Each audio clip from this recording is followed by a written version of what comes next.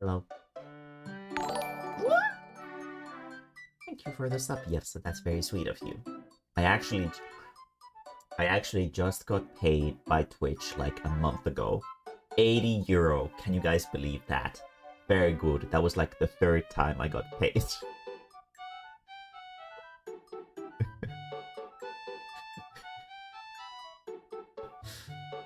uh,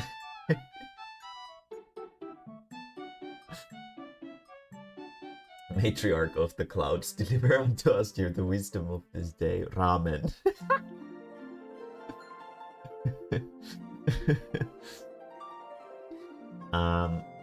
The wisdom of the day.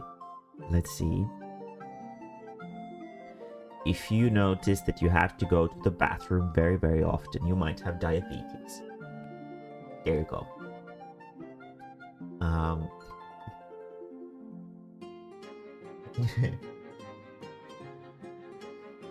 Pastafarians and their prayers in ramen. That's fucking awesome, honestly. That's beautiful.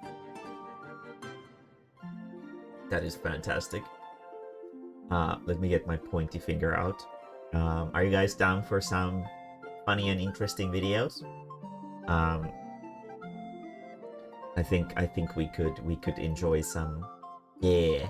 We could watch some YouTube to get to better together to get it. But fuck, it just got up. Religious hat is a colander. Wait, what is a colander? I need to see this. Colander. What is that? Oh, it's a sibila. Okay. Very cool. I don't think I've ever heard that word before. Calling ramen pasta must be a crime. I was thinking the same, to be honest. I wasn't super sure if it counts, but maybe it does. Let's do the theater mode as usual. And oh wait, what? Is it still? Did it swap? I must have forgotten to press the button. Now it updated. Okay, coolio. That is such a wholesome picture of fucking Wario with what's her name? Toadette. Chodette.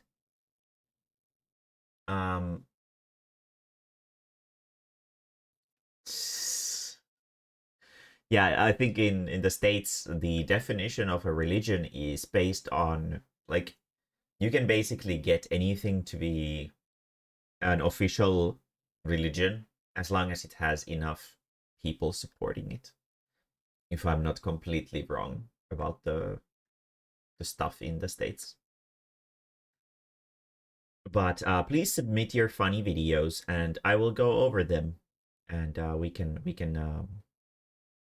react to, well, they don't have to be necessarily funny, but also just interesting is okay too. Show that, yeah. I haven't beaten the game yet. I've actually been on a bit of a Pokemon kick lately. Let's go all the way to the Full start. stop, I haven't beaten the game yet. I've actually been on a bit of a Pokemon kick lately, watching the Journeys anime, playing Pokemon Go with friends, and even collecting the cards again. And now, Pokemon Scarlet and Violet is out. This was definitely an experience for me because it was weird. I was excited for a Pokemon game. Like, hyped. That hasn't happened in a while. Even with Arceus, I was like cautious, but with this title, I was just excited. It's a big ol' step forward for Pokemon because they've hopped onto the open world format like so many other games seem to be going lately. But this time it's an actual open world as opposed to Arceus having kind of like a Monster Hunter format where it's just several big maps. After about an hour or two of unskippable tutorials. Is it just me, or are the the penis lizards the two flagship monsters of this game? The Miraidon and, I don't know, Harley Davidson. Aren't they kind of like, I don't know, they look really stupid, don't they? You can head out wherever your they're heart not very decides. cool looking Not Pokemon. a huge fan of the MC though. I don't Yeah. like this. It's weird that this model can go from like 10 years old to like 20 with a clothes swap and taking off that stupid hat. You get another friendly rival that is definitely not going to awaken something in younger players. They're just a tall, tan tomboy who is aggressive and friendly and hovers around you while essentially claiming you as a battle partner and constantly hounding you about spending time together. He even jokes about like stalking you. Yup, nothing's gonna come from that. I miss tomboys. To be fair, okay, Obviously. to be fair, I don't think there is a single girl in Pokemon ever who hasn't been fetishized to all hell. Pokemon is such a timeless franchise that as it is enjoyed by people of all ages, it also means that it's also enjoyed by degenerate. So, you know, and it's not like just her is getting fetishized. All of these three are there's probably so much weird porn of them already. So, you know. So yeah. All the sane people will take Donald as their starter because the tape on Weed Cat's paws didn't hold. And I mean, honestly, the Crocodile... This animal right here, there's like no brain function in that like empty thing it calls its head whatsoever. There's nothing going on in there. They're pretty cute. That's a fair pick. Battles are all done on the overworld now, akin to Legends, which is pretty nice. It definitely helps the world feel more like, you know, a world of Pokemon. In this title, you are a student at a Pokemon Academy, and there are apparently adults attending it with the 10-year-olds too. If you want, you can even take classes. They're essentially just little quizzes on mechanics, but most of them are like, should you kill people with Pokemon? Yeah. No?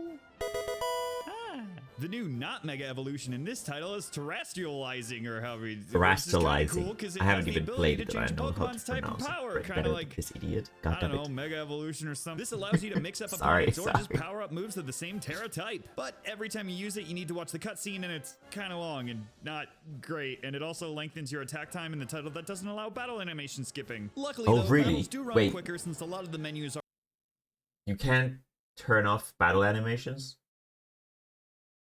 Really? That's like a weird downgrade.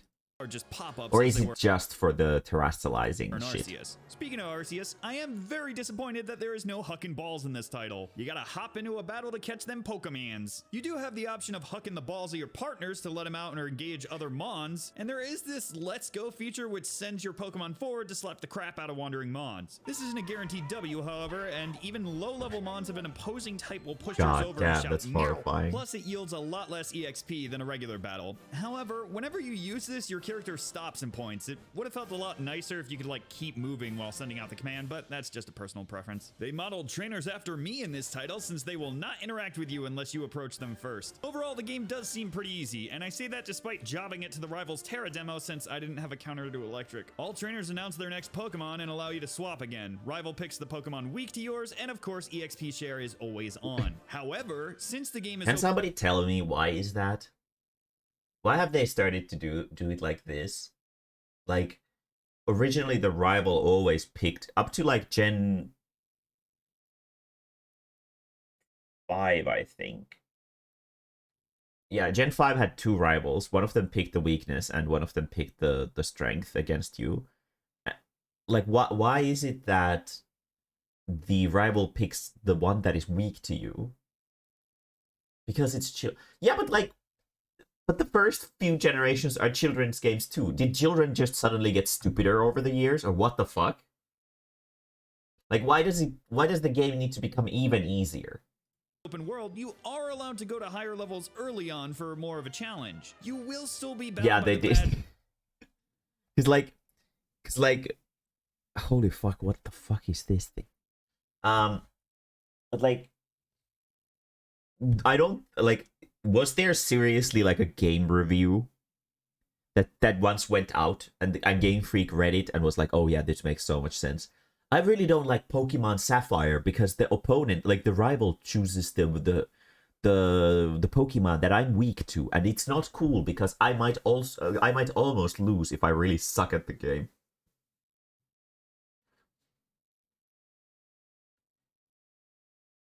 shit like Dora the Explorer and Teletubbies. That's why Pokemon get true. Rule of Pokemon up to X level obey you, so even if you run to an end game and snag a mon somehow, it'll just point and laugh at you if you try and use it. The game has multiple arcs for you to follow: the normal Victory Road arc, the grocery shopping arc, and the gang war arc. Victory Road is the normal Pokemon experience. You go to a gym, do a thing, fight the leader who uses like one move, and then win with one Pokemon. It's a step up from Sword and Shield, since the gym challenges aren't walking down a hallway and fighting trainers. What is this fucking frame? Holy shit, that is ugly. They kind of went back to little mini games. What the fuck? The first one I did was trying to bump this olive into a basket. If you want to fight the no, that's trainers, an American football. It's not an olive. Or okay. You can ignore them and take the more difficult path. In the grocery shopping arc, you help a loud man collect big ingredients, and this was probably my biggest letdown because from what I've played, you just walk to an area and then fight a big Pokemon. The biggest challenge I had was like dodging very slow boulders. The first fight is a solo one, and then the big mom gets mad and attacks a wall akin to Castlevania to get the food inside. Then you have a duo battle with them powered up, but you can kind of just muck about and your duo will do all the heavy lifting, so it's...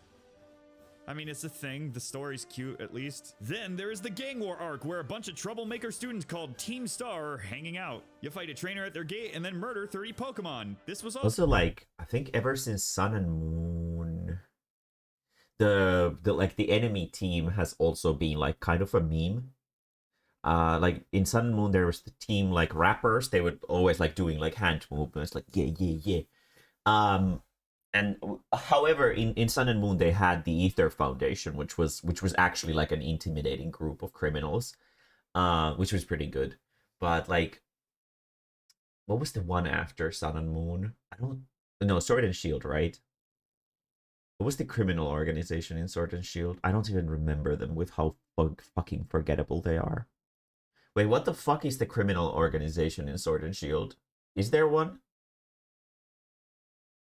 Was there like a group of bad guys in Sword and Shield? Team Yell, right. Yeah, they basically did nothing. Yes, you are correct. Yeah. Yeah, they were completely fucking pointless. I don't like, why don't we have like a serious antagonistic force in these games anymore? I don't understand. I think Team Plasma was pretty cool. Team Plasma and Team Rocket are like the best ones. Like Magma and Aqua, they don't make any sense. Like they're just stupid. They're like, oh, we're gonna increase the landmass of the Pokemon world, and then when Groudon comes out and he's like, okay, I'll increase the landmass for you bitches, and then it starts like making mountains everywhere. A fucking drought comes in to kill everything. They're like, wait, what? Is this what land masses are? I don't like this. And Kyogre is the same. It's so stupid. They're idiots. Team Galactic it's kind of mediocre. It's kind of their like fucking I don't remember his name. The bad guy, main bad guy. He's like a philosopher, like a failed philosophy student. It's kind of annoying. Team Flare was a fucking joke. It's like every single person. Like, let me show you guys if anybody doesn't know Pokemon. Team Flare. So Team Flare was. I need to probably select these images a little bit because knowing Pokemon fandom, there's gonna be some weird fetish shit here. God damn it, is there like no fucking... Oh, there we go. Okay. Let's see here. Is there like anything that isn't like the girls posing? Come on. You can do better. Okay. This one. No, they're so fucking tiny. Why are all these images so fucking tiny?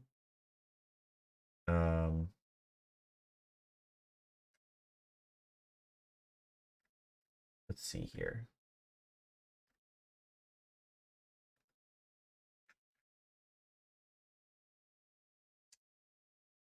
Okay. Is this big enough? Yeah, there we go. Okay, fucking finally. So Team Flare, like, they're these cuckoos whose objective in the world is to make everything more beautiful or something like that. It's like really obscure what the fuck they even want. And there's like these idiots that are constantly doing these stupid poses. Like, what the fuck is this supposed to be? She doesn't do anything. She's just an Elite Four woman. She's probably like the sort of like secret lover of the main guy. Like, the first moment you see this guy, right, you can instantly tell that, oh, this is the main antagonist of the story, isn't he?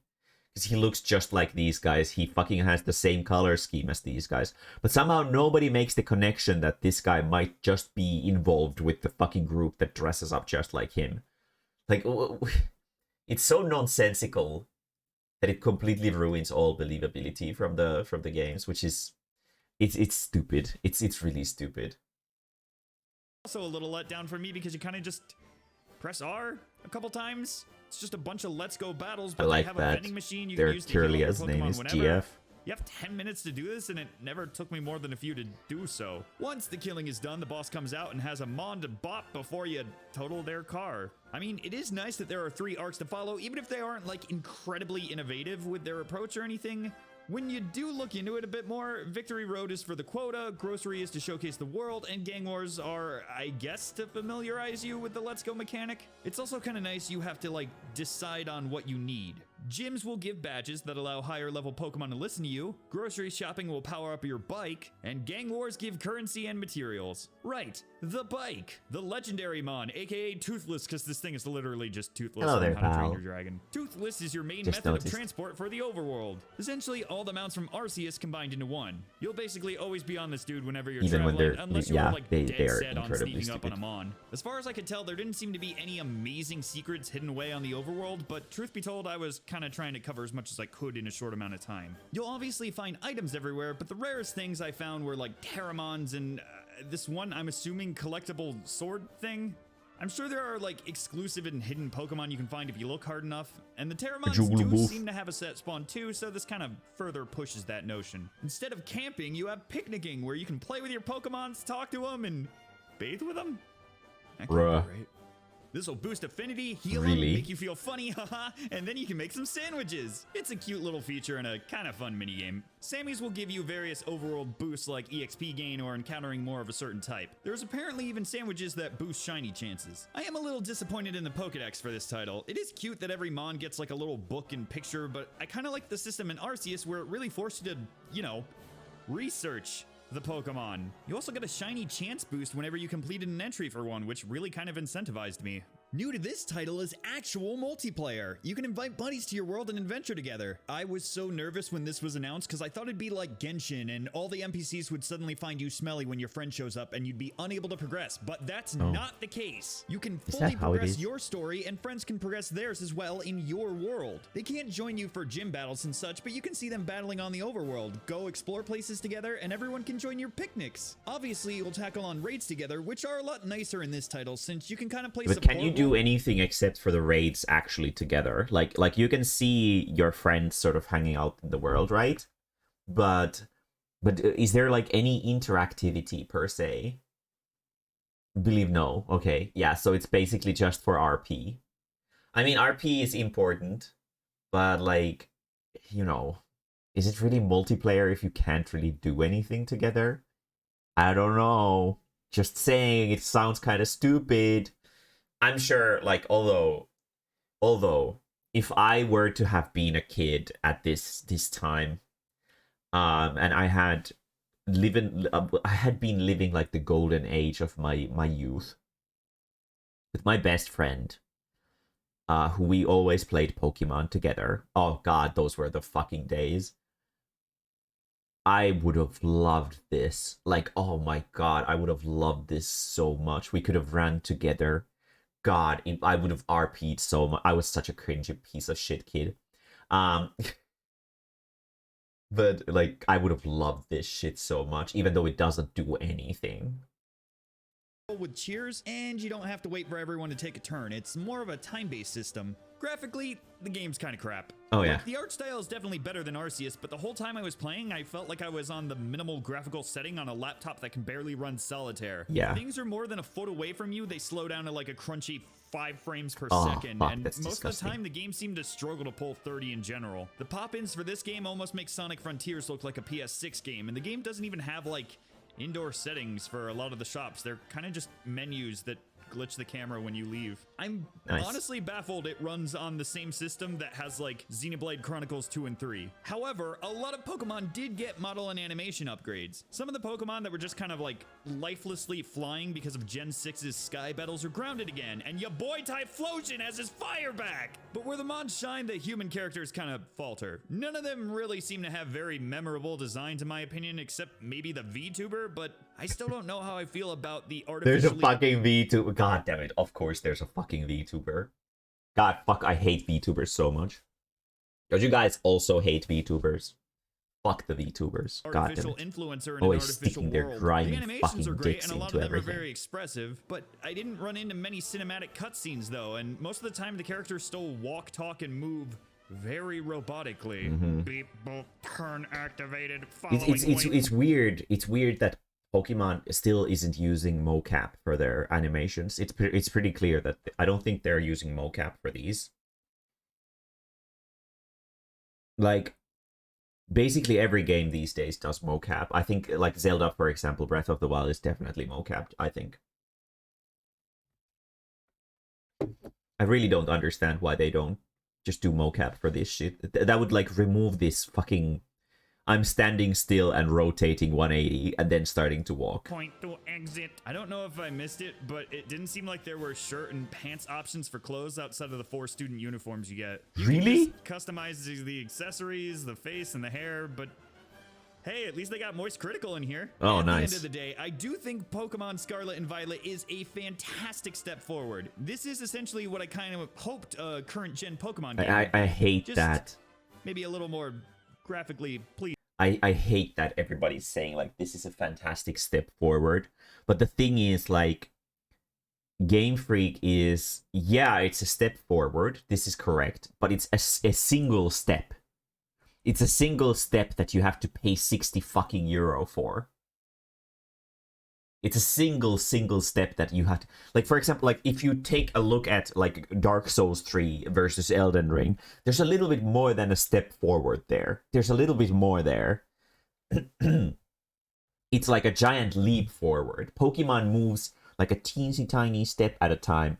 Yeah, it's getting better, but it's getting better so slowly that it's being left behind the curve on, like, everything. With everybody else improving their games and everybody else understanding what their audience wants. Pokemon does not. It is super slowly growing.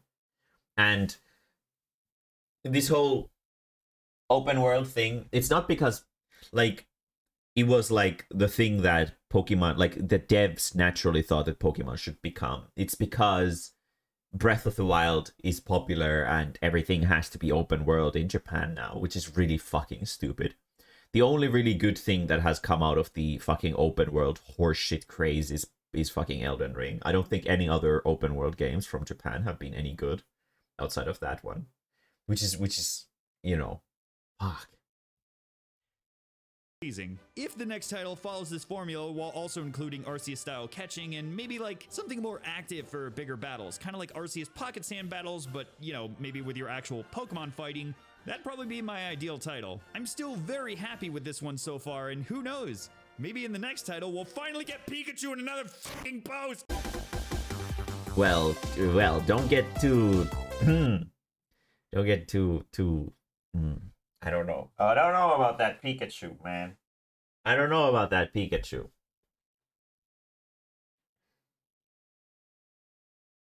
Did you know that people talked shit about Pokemon Colosseum when it came out solely because it was 3D? Imagine if people were more receptive to it in view of this. Yeah.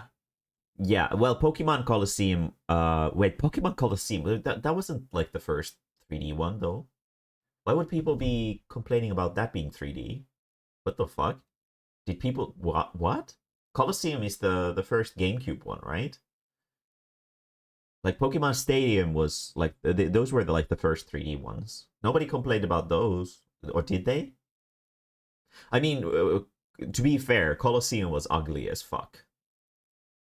Colosseum was ugly as fuck, and uh, let me find you a picture of the main character. Colosseum. Wes is the main character. Let's see if we can find like the stupid expression that he makes in the first cutscene.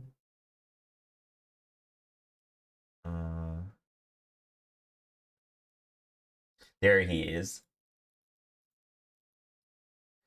Yeah, so Pokemon Colosseum, the main character looks like this. Hmm, which is like the idea was that Pokemon Colosseum is like the cool and the edgy version of Pokemon for like grown-ups or like teenagers who think they're cool. This was basically the Shadow the Hedgehog of Pokemon. God damn it, does it look like it too? Holy fucking shit. The main character's design was absolutely disgustingly ugly. It is like so horribly over designed that it's not even funny. It's from the perspective of character design, Pokemon Colosseum is a fucking nightmare. It is so bad. Like the character designs are terrible. But from the gameplay perspective, it's actually really interesting. It's really challenging and fun. It has an interesting, okay-ish story to it too. Basically, it has everything right about it, except for the fact that it doesn't have wild Pokemon at all, and it does not have very good-looking characters. They're not memorable at all. Like, I mean, he's memorable for how stupid and ugly he looks. But like, fuck. Yeah, Gales of Darkness did it better. The only thing that really ruined Gales of Darkness is the fact that for some stupid reason the fucking title has XD in it. Like, why? Why? Like, yeah, I get that it means the extra dimension, but the extra dimension doesn't add anything to it. It's literally just XD. Why? It's so stupid. Like, did they have like no brain cells functioning at all? Like, oh yeah, that's a popular. It's like making like fucking Pokemon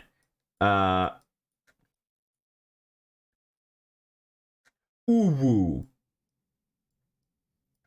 And then it has like a moment of despair.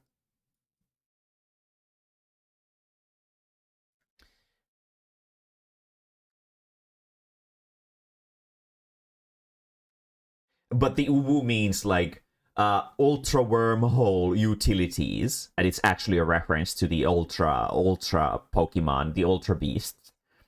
Um, but like if you put the fucking Uwu on it, like what do you expect people are gonna think about it? Like what? Like fuck. Ultimate weapon, ultimate, yes. Um, adding X to the title was cool. Is that why E hentai turns into X hentai when you go to look for the really fucked up shit? I bet that's what it is. Um, yes, very cool. But yeah, it was cringe, and also the character designs were stupid as fuck. Um, it was cringy. Well, actually, let's not close the paint just in case we need it. Let me find you guys a picture of the main character of Pokemon XD. Um, I don't even know what his name is.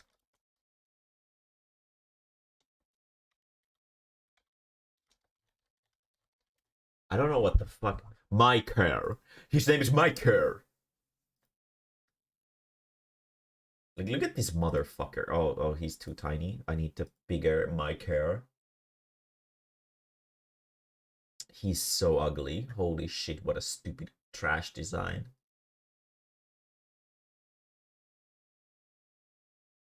Like, look at this. Look at this ugly ass bitch. Like, holy fuck, that is a shitty design. Like, yeah, it's recognizable enough from the design, like the silhouette and whatever. but it's like stylized in a manner that is completely and utterly not Pokemon at all.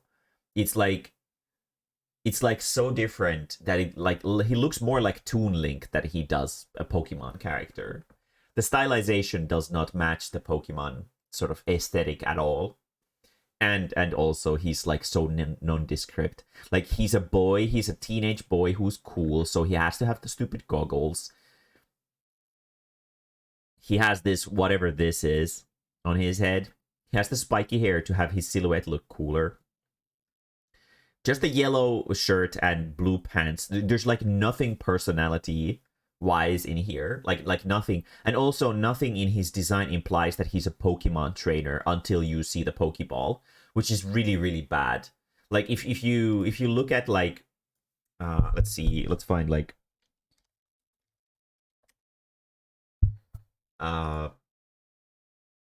like if we find like Sugimori's original designs.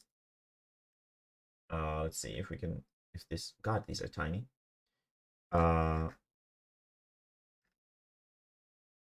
Why is everything so fucking small? Why don't people make fucking bigger images? Holy crap.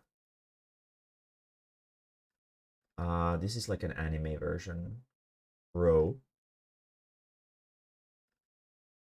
Well, let's use this pixel art, since this is the actual official pixel art. So here's May and Brendan, right? The two protagonists of Pokemon Emerald, right? We have not only represented in them the fact that they're from Pokemon Emerald with the green color, but you can see the Pokeball over here on his this thing. Pokeballs over here on her design, and Pokeball over here on her hat, and she follows like a color design through and through. It's not that like she has like, oh yeah, she has like a bright fucking orange hat and everything else is like different colors. You can see green, red, white is the like the focus theme, and because white there's also black. Green, red, white, black, which is like, it's like a really good color combination. It follows through the entire design, instead of the fucking clown looking ass bitch that the other guy was. And also here too, Ken Sugimori is a fucking genius when it comes down to character design. He's really, really good. Like fuck, god, it's so ugly. I hate it. I hate it so much. Like the fact that he has this bright yellow shirt, but there's no yellow anywhere else in his design is so stupid. Like, if you want to stick to a theme, like, take the fucking yellow shirt off and remain to this dark blue, like navy blue and red and black theme. Why does he have to have a yellow shirt? Fuck. There's nothing to contrast the yellow. There's nothing to contrast the blue either. Well, there is something, it's the yellow shirt, but it's being used so poorly. God damn it, people who fucking did Pokemon XD are such idiots. Like, it's like you win some, you lose some with Pokemon. It's never like, oh yes, this has everything I could ever hope for. It's really shitty. Looks like a deformed Final Fantasy character. Yeah, it does. It does. Oh yeah, and he does have a scouter. Yeah, like oh yeah, he does have a scouter. God, that is so cringe. Fuck, I just realized he does have a scouter. That is fuck. That's embarrassing. God, fuck. Okay. Mirror yeah, Mirror was funny though. Like when you make sort of cringy designs like that, you know, a broken clock is right twice. Um, so sometimes there's a hit among all the misses. Generally speaking, they were all misses, but Mirror was like easy to remember. He was funny. It's just that a lot of the other characters were also funny, just in the wrong manner, which is kind of cringe, if I say so myself. Anyway, thank you for the video. Let's see, what else do we have? I'm not gonna look at Clutch. How does it work? Any funny videos you guys want to send to me?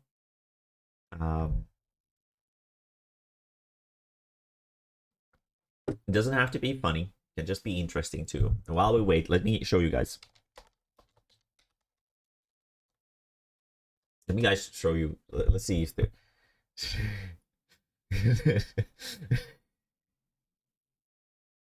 Let's look at some Speed Racer in the meanwhile. So for anybody who doesn't know, Speed Racer is a very, very, very, very old anime. Um, very, very, very, very strange. Namely for, I guess it's dialogue. But yeah, let's. But they're tricky, Speed. They'll use every dirty trick they know to win. Do you think I'm afraid? Is that what you think about me? If you do, cut it out. I'm not scared. Oh fuck! It's a little bit unfortunately quiet. I don't think I can turn it up either. I hope he starts speaking a little bit louder. But like, Sparky! Sparky was only trying to think of what might be best for you. You'll have to drive the Mach 5, Trixie. Now don't be scared. But I am! This is no time to act like a girl, Trixie. God damn it! Holy shit! Fuck! God damn it, Speed Racer! Okay. Oh! What a good conversation, right? What a good. This is no time to act like a girl. And she's like, okay. Shit. Oh. Oh! We've got to bail out. Jump out, quick!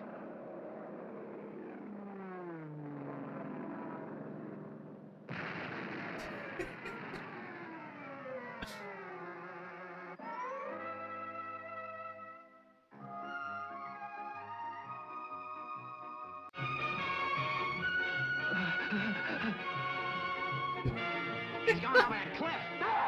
Hold it! Load my car, the Black Tiger, on board the ship first.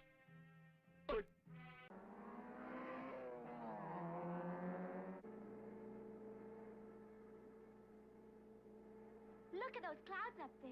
They're beautiful. And it's a perfect day for a drive. Oh, Trixie, please stop talking. I'm trying to figure something out. He's such a fucking piece of shit. I'm sorry it's so quiet, but the video is just like super quiet in general. It's like, look at those clouds, they're very nice. And he's like, shut up, woman. I'm trying to think. God damn it, he's such a fucking piece of shit. Oh!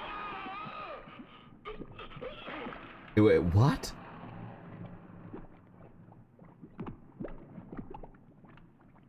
That's Kadar's car.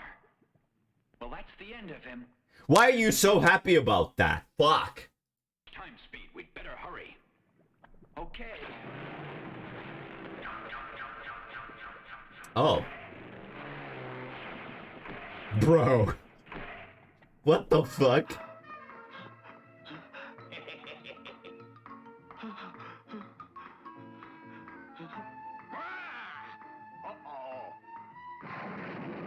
Was that an unedited clip? What the fuck happened there?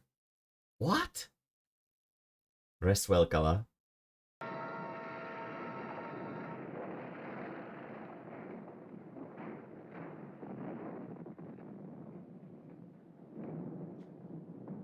What is this scene? I don't understand. What's the meaning of this? What happened to President Montebank? Why do you have Donkey Kong barrels in your fucking car? Why do they explode? It's no use. Stop the car. Let's give up to him. Don't be chicken. Don't be chicken. President. It doesn't matter if it's longer. It's fine. If it's interesting, we can watch it even if it's long. I know that.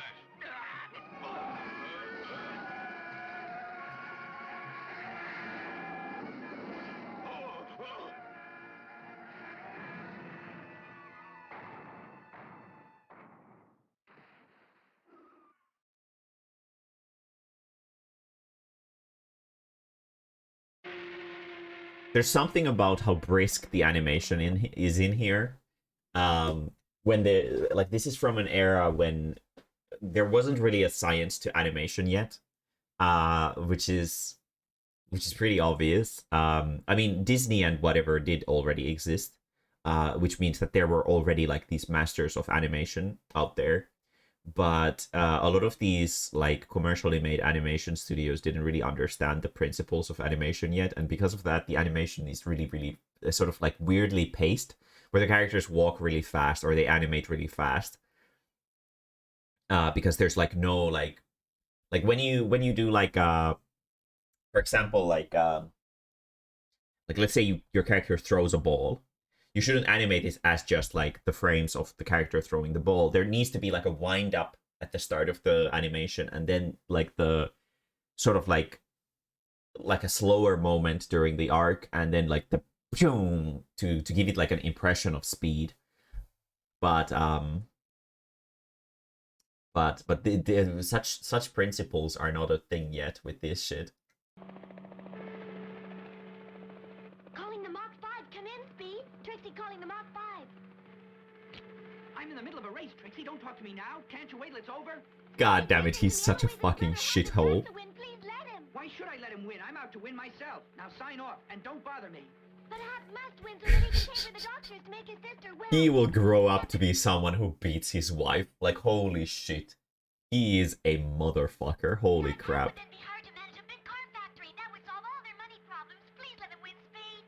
It doesn't matter to me what his reasons are for wanting to win. I wouldn't be playing fair if I let him win the race on purpose. But Speed. I'll see you when the race is over, Trixie. But Eloise is ill. They must have some money. Please let him win, Speed. Speed. Don't question it, Val. Don't question it. It's an anime. Speed. Speed.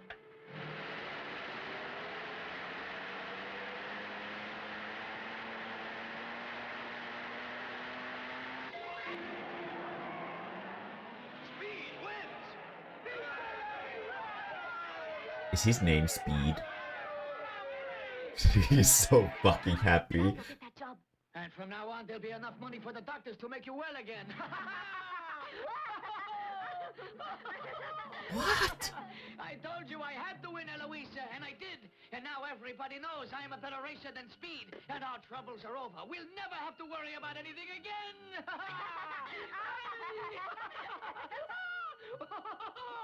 Are you my brother? Are you my brother, Rex Racer? It is his Now brother. you'll have enough It money has to to enter be. the Multi-Peak race. Isn't that wonderful? Oh, Speed, we're all so proud of you for what you've done. So that's it, eh? The only way you could get me to join you was to blow up my car so I wouldn't be able to race. Kim, now you know I wasn't lying. Yes, and it's too bad they did that to my car. You would have lost anyway. What a fucking arrogant piece of shit. It's a shame you blew up my car. Don't worry, you would have lost anyway. Fuck. God damn it. For everything. Kim.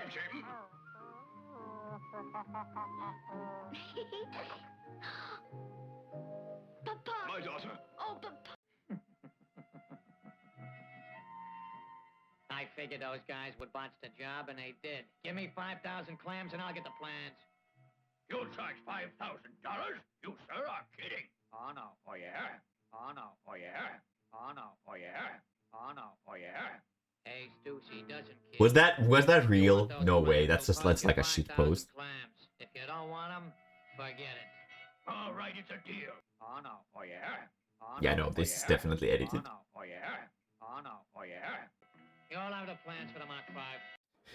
Who are you, anyway?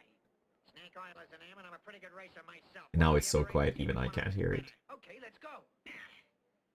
Make the pilot cars higher. You'll never be able to make it. Don't argue with me. Do as I say. Make it higher. What? Next, Mr. Snake Oiler.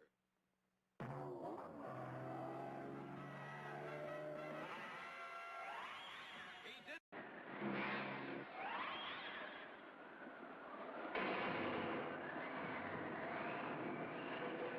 The drivers on the car acrobatic team are supposed to be better than that.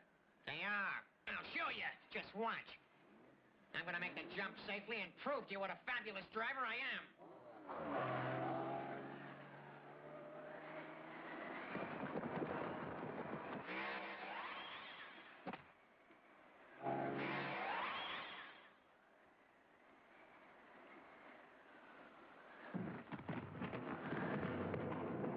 What did he have to jump?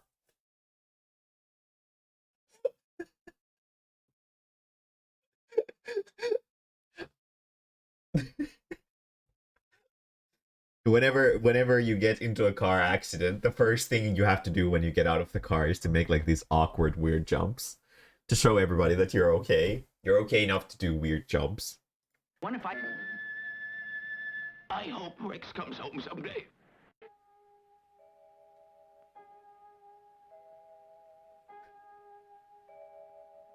Who'd expect to find a field of flowers in a place like this? It's mighty peculiar. They're certainly beautiful.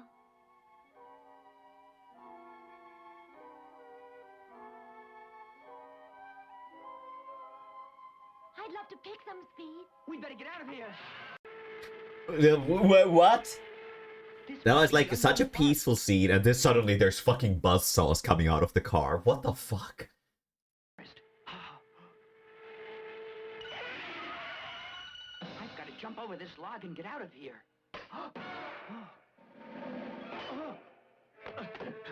Stay right where you are.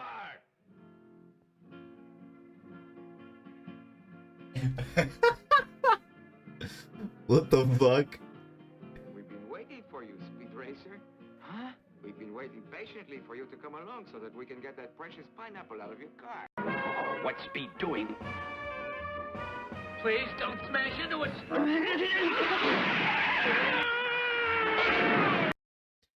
Bro, fucking hell, Speed Racer. He's such a fucking brutal man. Like, fucking Kratos from God of War goes second with this motherfucker. Holy shit. Mexicans throwing axes. That's my kind of character. God damn it. That was something, alright. Playing games in the wrong way. Let's see here.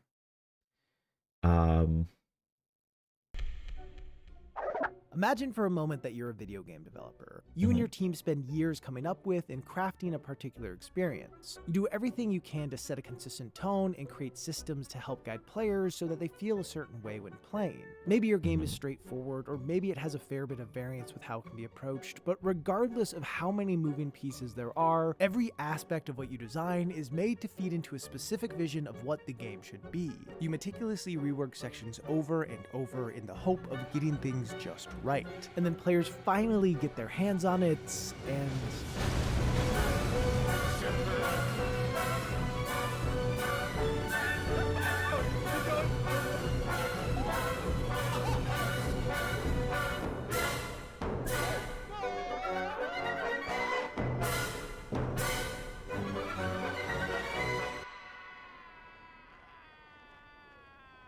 Now, to be fair, it's like games are a lot like art, I feel.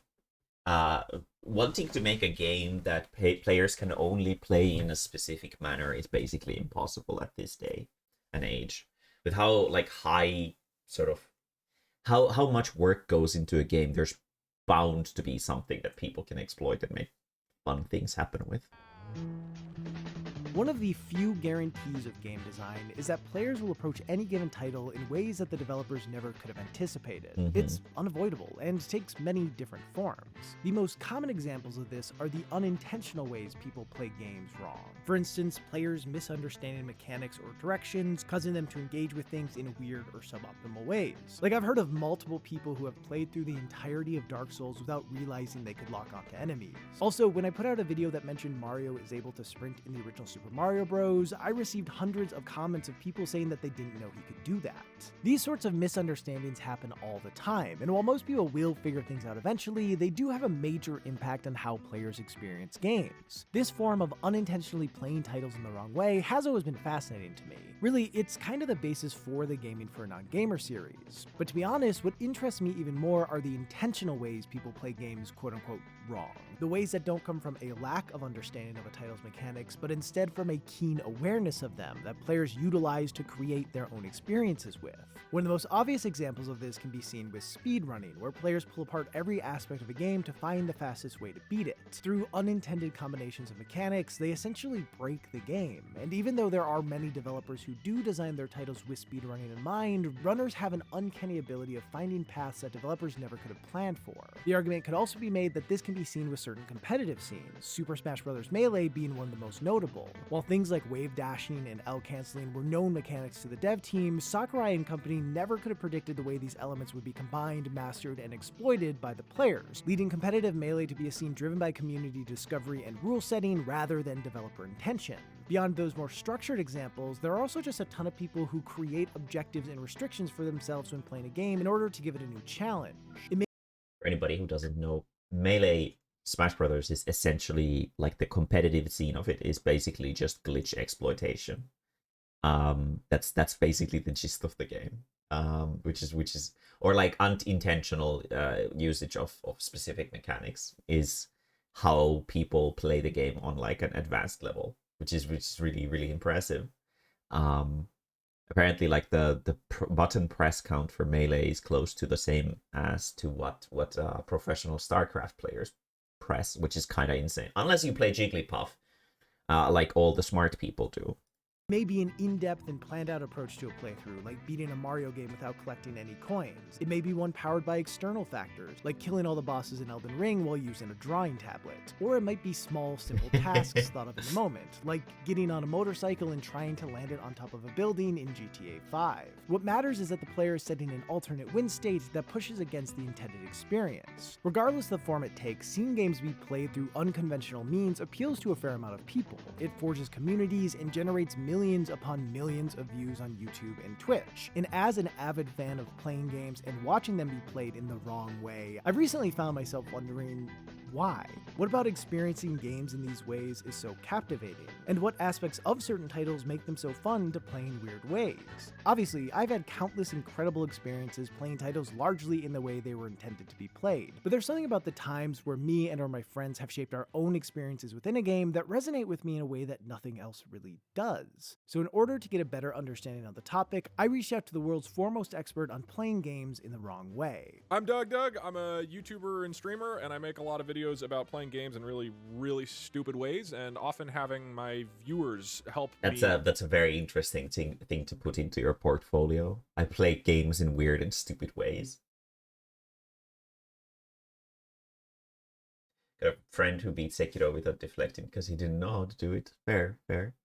In playing the games in very stupid ways. Doug's content primarily centers around him presenting a weird idea or challenge to his audience and then seeing how it plays out. There's always a plan he comes in with that he intentionally leaves unfinished in order to give his chat a way to participate. However, his earliest exposure to playing games in unintended ways was far less structured, and really the result of just goofing around with friends. Halo 2, when that came out, that was a huge deal, and everybody loved the single player, and especially the PvP multiplayer, but me and my friends spent an entire day. There's a mission where you drive a tank down a bridge to save some city in Earth, and we just shot each other with tanks for like 3 or 4 straight hours and made no progress in the mission. And I remember going away from that being like, man, Halo's awesome, but like that is not how you're supposed to play Halo at all. For a lot of people, I remember doing stuff like this as a kid too. There was I don't know if you guys have ever played Crash Team Racing, the original version of the PlayStation 1 game. There was like a map called Cortex Castle or something like that.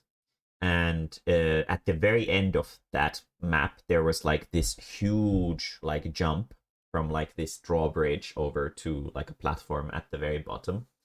And me and my sister had like this weird thing that we do where we'd like put like all of the fucking hazardous items there, like on the fucking drawbridge, like TNTs and nitros and those like little bottles that make like a you sort of spin out like the basically the equivalent of the banana peels.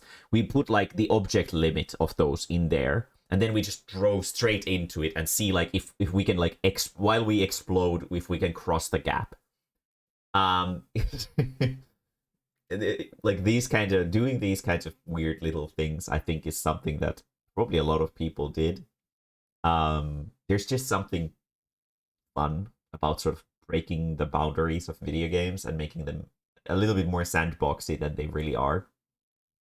People, myself included, the Halo series was a breeding ground for experimenting with seemingly unintended forms of play. Personally, I've spent hundreds of hours in Halo 2 just messing around with stuff. whether it was searching for glitches on various maps or creating complex out-of-game rule sets for multiplayer modes in order to play something a bit more engaging than Slayer. Frankly, there's something about the series that kind of lends itself to be played in these ways. It was the heart of early machinima, and in general grew a massive community that developed their own modes that sometimes ended up becoming official ones. And Bungie recognized the community's interest in these things, which led to them adding Forge mode in Halo 3, their way of giving power to the player base to experiment with things even further, in a sense acknowledging the value that can come from players creating their own. This is really cool. I wish more games like this would do stuff like this, where you can like create your own maps and stuff like that. Because while playing video games and stuff like this is good, but like this stuff, like creating these maps and stuff like that, this is actually what like fuels the creativity of the youth, which is actually really good for people in general. I feel like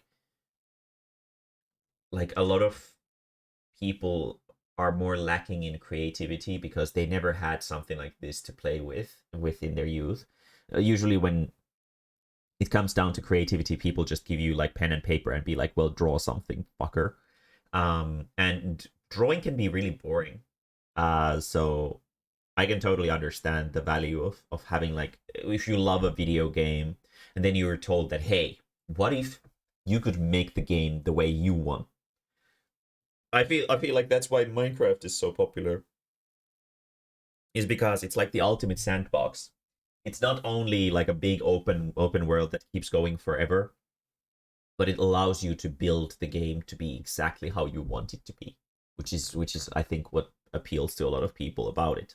Own fun. While the campaigns and multiplayer modes of each game are mostly well-crafted experiences worth playing, I think what made the series remarkable from the start were the slew of interesting mechanics and intricate play spaces that gave players room to create their own modes of play. I mean, I think certain games just have more of the only thing about VR chat is the fact that like it's more a social experience. It's not so much about creativity. It's more about being social, because like while you can make your own avatars and stuff like that, that gets so technical that it can definitely be intimidating for a lot of people to get into making like a 3D model, rigging it, making it ready for VR chat and whatever. The difference with VR chat and Minecraft, for example, is the fact that Minecraft is super readily accessible, whereas VR chat requires some like real technical knowledge to make stuff in it. So in that sense, I don't think they're necessarily the same, because of the sort of steps that you need to take to be creative in VR chat are much larger than Minecraft. Like I can build a Minecraft house on the first like moment I get into Minecraft. It's not gonna look great, but it's still a Minecraft house. But I probably won't be making a VR chat ready avatar on day one. It's something that requires a lot of experience and time. So yeah, exactly. Blender and Unity, they're like a big time investment, and a lot of people don't have the energy for that. So yeah. So in that sense, it's not really the same. A sandbox or set of tools that can be applied in a lot of different ways, where they've developed it so that all the tools in the game can interact in some sort of interesting or unexpected ways. So like Breath of the Wild and GTA 5 and Halo, I think all of those share kind of similar attributes of, hey, here's a whole bunch of pieces in the game. Here's the way you are supposed to play them, in quotes. But there are so many interesting combinations that can happen if you just sort of slam them together. When examining the games that lend themselves well to be played in the wrong ways, the most notable commonality between the vast majority of them are that they all have interesting physics engines, ones that provide flexibility in various ways, sometimes leading to cool movement options, and other times just fun, chaotic nonsense. Looking again at Melee, there's a reason it has stuck around while every other version of Smash has fallen off as soon as a new iteration of the game has come out. Its movement options are unparalleled, creating a wildly high ceiling for what can be accomplished in any given match. A similar thing can be said for many of the most popular speedrunning games. They're all about exploiting movement, level design, and even how a title is programmed to get through it at a ridiculous pace. While technically people can speedrun any game, the ones with the most active communities are generally the ones that have the most interesting forms of movement. And of course, when just considering those self-imposed objectives made by players to shift how a game is played, the adaptability that certain physics systems offer is what allows for so much variety in what players can do. For instance, a title like The Last of Us really can't be played in that many different ways. Yeah. Sure, someone could set a challenge for themselves, like Hello, trying to Zoltan. beat the We're game watching without funny using a videos gun, and but there interesting aren't all that videos. many Feel free to options send for some. playing it differently than it was intended to be played, at least not many that are all that fun. The Last of Us has an incredible world to walk through and explore, but it's not one that can be interacted with in all that many interesting ways that aren't scripted. It's a grounded, linear game that's great in its own right, but is too rigid for players to be able to turn into something else. And there's nothing wrong with that. Game's quality is not dictated by the amount of goofy ways people can find to play it, but it does make it harder to go back to. I've seen how the story plays out, and while all this time later I do still enjoy talking about it, I don't have all that compelling of a reason to actually replay it again, aside from seeing how the graphics look in the remake. Now compare this to titles that aren't so rigid in their construction. The fact that a substantial amount of people are still playing Skyrim and Minecraft 11 years after they were released is indicative of how valuable a title having a certain amount of flexibility can be. There are so many ways that those worlds can be interacted with, which gives players the agency to mess around in countless fun ways. With that said, there is a valid argument that games can have too much flexibility. Just having completely open-ended creativity and you could do whatever you want, I don't think feels particularly satisfying because there's no resistance. And so I think that tension between the game attempting to hold on to the fabric of reality while you poke it in the wrong ways, like that's what's super rewarding in a lot of ways. And so there actually does kind of need to be some sort of tension back and forth, at least for me to be satisfied by it. With titles like Minecraft or Garry's Mod, they offer so much freedom that it almost makes it harder to have sufficient stakes. And that's not the case for more structured titles. Pushing against the defined limitations of a game and its world breeds a type of creativity that can be difficult to cultivate when just given free reign over a system. When a game has limitations, you have to learn how to finesse things in just the right way to accomplish your goals, and discovering those things can be really satisfying. Obviously, a lot of this comes down to personal preference. I'm sure plenty of people find a ton of value in the freedom stuff like Minecraft and Garry's Mod provide, but personally, I find it way more compelling to create my own objectives in games that have more limitations because I like the feeling of pushing the boundaries of a system more than I like the feeling of setting them. Yeah, there is definitely a good argument here. There's something rewarding about doing things in games that you clearly aren't supposed to. I don't know what it specifically is, but I don't know, it just feels like a real victory over something when you do something that you're clearly not supposed to be doing, which is really cool. I remember when I discovered the double jump glitch in Spyro 2. I had a shitload of fun with it.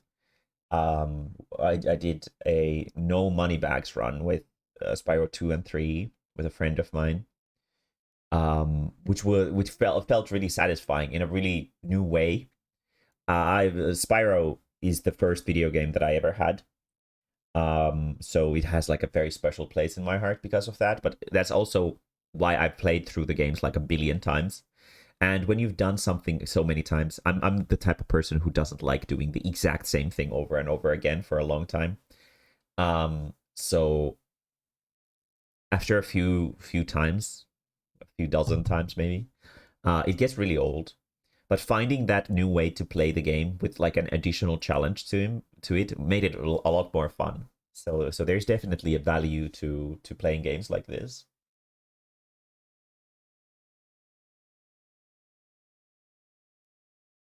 Yeah, going out of bounds is another way to do it, but yeah. Titles with tons of freedom are expressly designed to let players play them however they want, where ones with more limitations aren't. They just have enough interesting mechanics for people to try it anyway. Also, while there are instances when I go into a game with a certain personal objective in mind, more often than not, the times when I engage with a title in the wrong way are born out of some organic discovery. Is it possible to place a message over there? Can I get from this side to the other without touching the ground? When given too much freedom, these sorts of challenges generally need more planning planning and preparation, making it so it isn't really possible for players to just react to situations they may find themselves in. Regardless of preference, providing players with many different ways to experience a game, whether intentionally or not, gives them a reason to revisit it. It is a pretty natural instinct to want to replay games you love, but if you're just going back to play the same experience over and over, it will eventually get stale. So for titles that are unyielding in regards to how they can be approached, eventually they'll just start gathering dust. However, for games that are more flexible with what players can do, it is much easier to go back to them because their systems can be applied to a variety of different situations. And this form of replayability is even further compounded by the use of mods, which can add even more variations to a game and increase its longevity significantly. When titles offer freedom far beyond the intended vision, they give players a strong motivation to come back. It's a way to have a fresh and distinct... There is actually like a super hard mode mod for Monster Hunter World that I've been kind of thinking about doing maybe at some point. Seems pretty cool.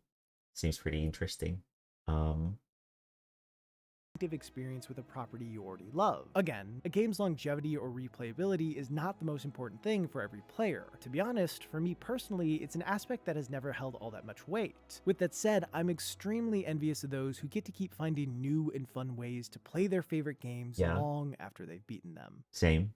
Another key aspect that is often associated with playing games in the wrong way is doing so with other people. Whether it be friends, communities, or just strangers on the internet with similar interests, being able to share weird playthroughs with others can add a lot of value. The most rewarding part of pursuing dumb things is doing it with others. That's what I really love. That's what draws me to content creation in the first place rather than, just playing games by myself. So that's not an accidental thing that happens on my channel. That's deliberate because that's what makes it super satisfying to me. So I always look for those opportunities if possible because, man, like, it's so much cooler to achieve this incredibly stupid thing in GTA 5 because Twitch chat landed an airplane rather than like me just doing it by myself in a vacuum and then telling people about it after the fact. When I think about my personal experiences with playing games in unintended ways, every single memory that comes to mind is tied to my friends. Sharing those weird, unique moments together that came from a potent mixture of persistence, stupidity, and chance have stuck with me for decades. It's far easier to remember the times when things went off the rails than when we just played games as they were meant to be played. And I don't think that one way is inherently better than the other.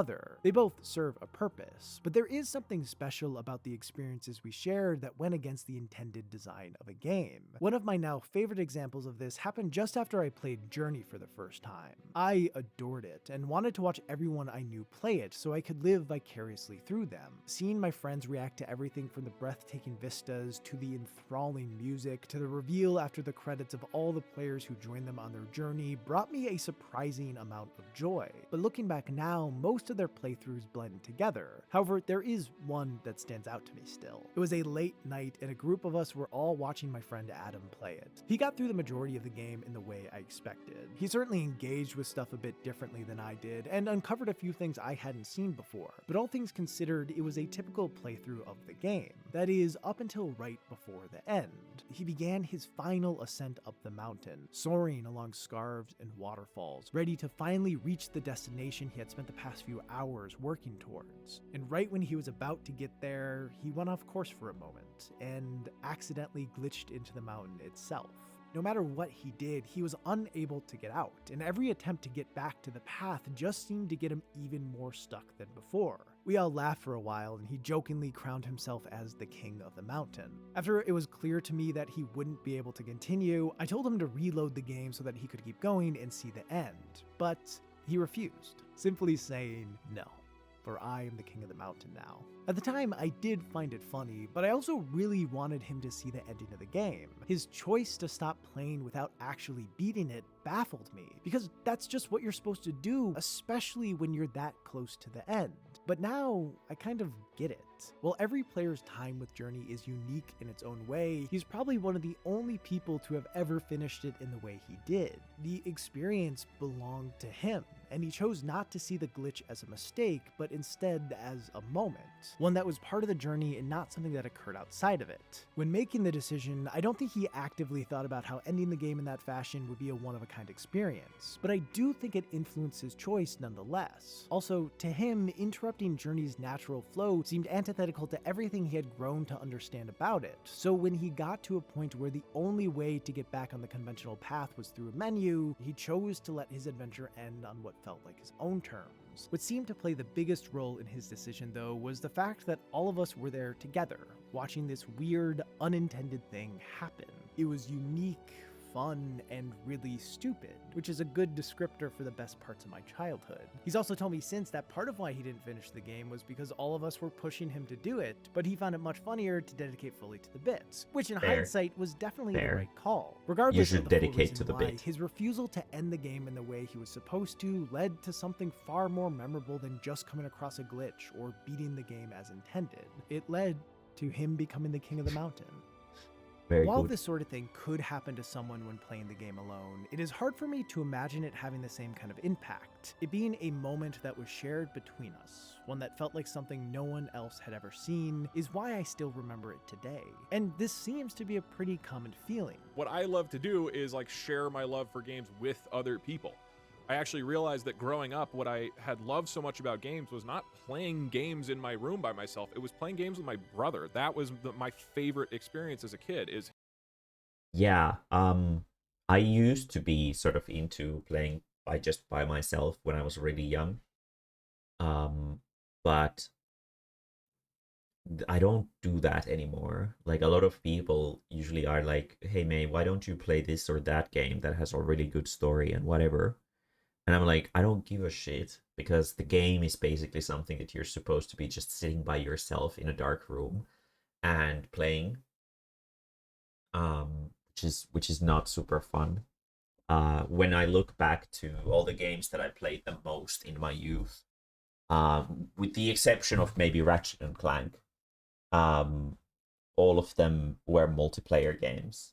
Melee, Smash Brothers, definitely taking the cake for it being the most played game, to the point where I had 2,500 hours of playtime with Pikachu alone.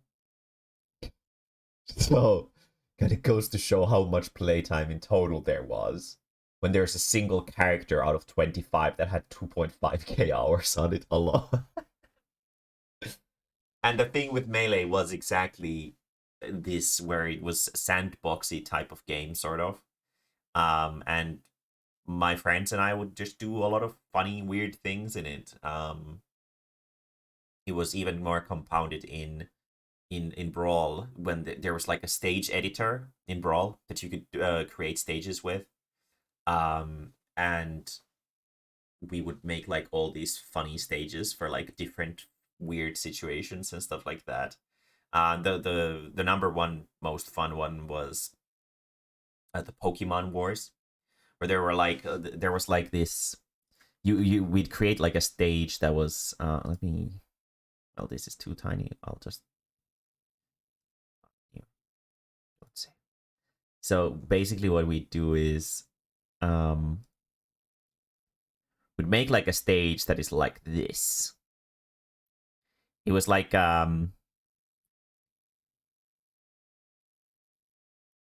depending on the number of players, but let's demonstrate it with two. There were like these prongs that went up, and the characters would like stand here. Let's put Pikachu here for posterity, and then Jigglypuff over here, because they're Pokemon, so it fits. And the only items, like these would have like these little pieces that would like, they were like sharp, and the only items that would ever appear on the stage were Pokeballs. And the rule was that you can only use Pokemon, and you have to throw them into the other person's hole, and the other person has to, like, the holes were pretty tiny, so there was not a lot of room to avoid. And you could only fight by throwing Pokeballs into the other player's thing, and you cannot go there. Like, the rule was, like, there's, like, a magical barrier here that you cannot pass. So whatever goes into this person's hole is, like, theirs, and you cannot take it. And this was... So basically, that was the gist of it. And it was so much fun. And then people started cheating by playing characters that have reflectors and stuff like that, and like whatever. It was a lot of fun. It was a lot of fun. So yeah. Actually, let's just keep this here. Him playing and me getting to sit there and watch it with him. So the sharing it with viewers and an audience, especially during the actual development of the goal and the challenge, that's what I truly... Yeah, for me, there's no single player experience anymore unless I do it on stream. I don't see any point in playing a game that is story driven unless I do it on stream. Loved having them really be involved in the development of this thing at the end. Like, that is incredibly special, I think. Sharing these sorts of experiences makes them feel more important, regardless of how silly or inconsequential they are. Having other people be invested in whatever stupid thing you end up doing is a huge part of what gives something life. And being able to talk about it years and years later with the people who were there for it is what cements it into a sort of legend.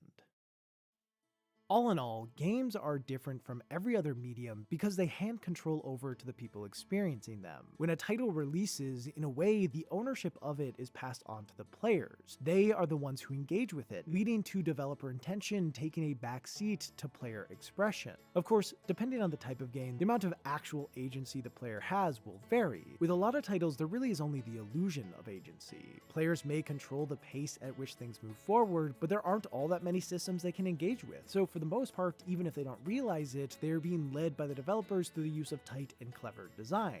And again, this can be great. Some of my favorite moments in video games are ones where I played right into the developer's hands and seemingly did things in the exact way they expected me to do them. However, it is also nice to really feel in control of an experience, to be given a set of tools or be put in a situation that you weren't meant to be put in and decide for yourself. I didn't even play what Hildebrand to on do. easy. While the worlds and mechanics of games like these are designed in a way to let you do these things, they weren't made with the intention that you would. No one aside from yourself or maybe the people around you are dictating the experience. And I think there's something liberating about that. To do things that no one else would think to do, that no one else would probably want to do.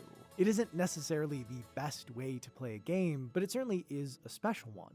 And in general, it's nice to have an intriguing reason to revisit old favorites, and it's also fun to experiment with other people in order to discover what the limits of a title are. I imagine the vast majority of game developers have come to accept and even appreciate the ways players engage with their games that they never could have predicted. I also suspect that some developers design their titles with the hope that players will discover weird and unexpected ways to play them. Games don't exist in a vacuum, and at the end of the day, players are the ones who bring life to them. So to a degree, the way we play a game helps define what it is. Ultimately, I think in the same way that someone like Doug loves sharing games with his audience, in the same way that I love sharing games with my friends, developers love sharing games with us, as they get to see what all of their hard work will turn into, even when we end up playing them in the wrong ways. But enough talk about doing stuff wrong. Instead, let me tell you about this video sponsor, Nebula, who does. That was pretty interesting. Made some nice memories of gaming past pop up. Let's see.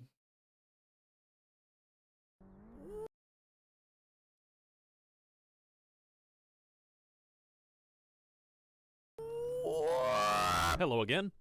Welcome to Finland. Finland, one of the countries of all time. Cars, sausages, beer, 0.07% of people, 11% of all saunas, lakes, driving the tractor while heavily under the influence. That is actually really fucking impressive.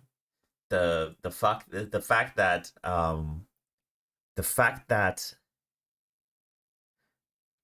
there's 0.7% of the population of the world in here, but 11% of all the saunas in the world. Is this word? Molotov cocktail. Why is the snow speaking Finnish? And the sport of rally car racing. Today is the day we immerse ourselves in this alien world of rally car racing. We're going to build this good car, tune it, upgrade it, scull 12 beers and drive it into oncoming traffic, take it to the local rally race, and with some luck, win. Nice. This journey was very hard, and made significantly more difficult, because if I die in the game, then that's it. I die in real life too. So, oh shit. Let us begin. We began on the start screen. I named myself Helsinki Fata, chose this beautiful photo for my mugshot, and began. The year is 1976. a boy is born. Me, Helsinki Fara. Fast forward 19 years and it's 1995. Our boy is living in a nondescript lake house at the lake of Upon waking up, we had a near unlimited number of possibilities. So, of course, we inhaled 8 beers, watched the incredible Finnish film Topless Gun, and pissed all over the hot rocks in the sauna. Don't do that. Don't do in the that. garage was our project rally car, or at least all of its bits. Disgusting. This right here is the car's chassis, and inside the garage was everything else. Panels, doors, engine block, pistons, crankshaft, fuel tank, clutch, gearbox, struts, wishbones, brakes, shock absorbers, cylinder head, T-34 85M main battle tank. Oh wait, that's not in the garage, that's in today's sponsor, World of God Tanks. damn it. Gentlemen, it is time. The metamorphosis has already begun. I am the World of Tanks, the greatest tank free-to-play Yes, we can video watch game the- ever created, with over 100 million players around the world. Can you guess what this game is about? Tanks. Over 600 What? No. million tanks, destroyers, artillery, small, medium, and Changus. I am going to The assault fuck the is a British. Oh wait, Changus? maybe the Germans. Actually, no. I'm going to assault the British. I will fight them on the beaches. I will fight them in the fields, and I will fight them across the 40 battle arenas spread all over the world. Do you know how many that is? I have no idea. I lost my frontal lobe in an industrial tank accident. You would not believe me how historically accurate they made this game. Believe me. I was there. Earn experience, modify, and Fair. upgrade your Fair. tank. Finnish comrade. Join me in glorious battle against the Soviet menace and defend our beautiful homeland. Download World of Tanks for free with the link in the description. Use code TANKMANIA to get 7 days of premium for free. Really? 250,000 Tankmania? credits, premium tank Excelsior, 3 rental tanks, Iger 131, Cromwell, and T-34 85M. Do it now, or the Finns Oh, that was will be my defeated. favorite. Also, they released some merch, so go check that out. Right, yeah. The crankshaft, fuel tank, clutch, gearbox, struts, wishbones, brakes, shock absorbers, cylinder head, head gasket, rocker shaft, camshaft. You get the idea. Helping me build this car was nothing. I was going to try to build it Amis without using Auto. any Very guns. good. Was this a good idea? No. And it's such a weird thing that like any Finnish person understands that, but explaining it to anybody outside of Finland is like, it's like impossible.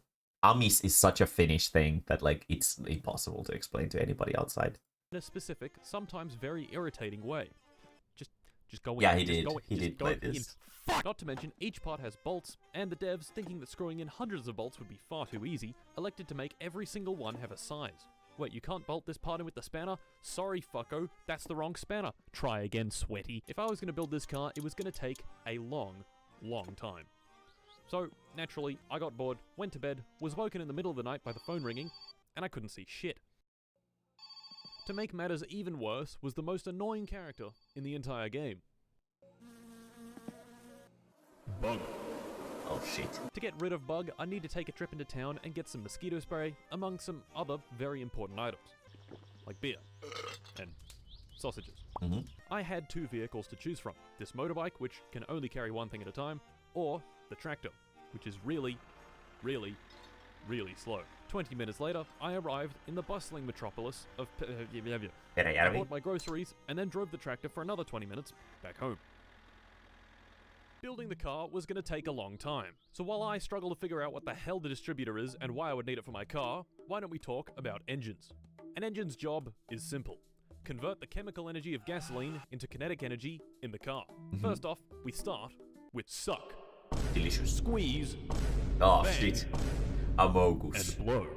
Whoa. 4 steps of a 4-stroke engine. Is it getting hot in The here? engine sucks in a Fuck. mixture of fuel and air, squeezes it really tight, ignites it with a spark plug, and blows out the exhaust.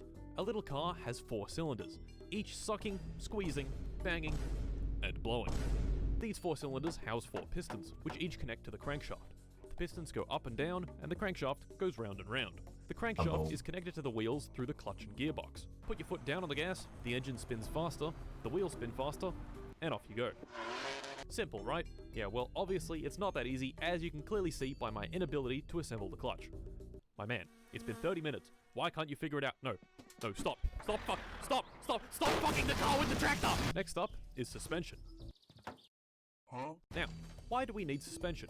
Well, without it, things get a bit bumpy. You need suspension not only to absorb bumps in the road, but also keep the wheels in contact with it. Brakes.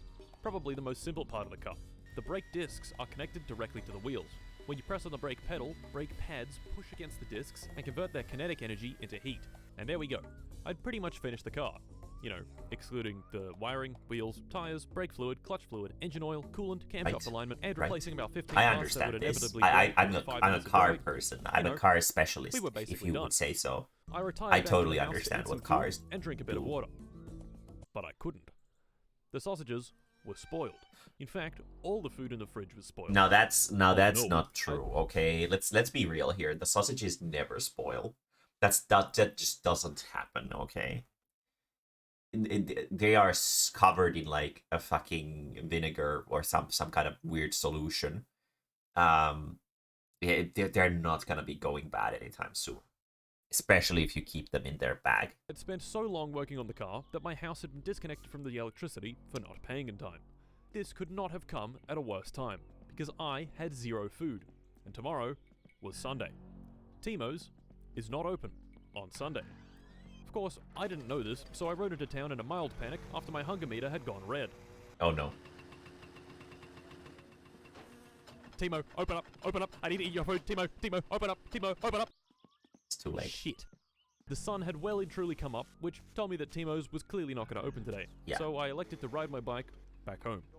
On my way back, I came across the dance pavilion, which had 2 cars outside of it, blasting some funky beats.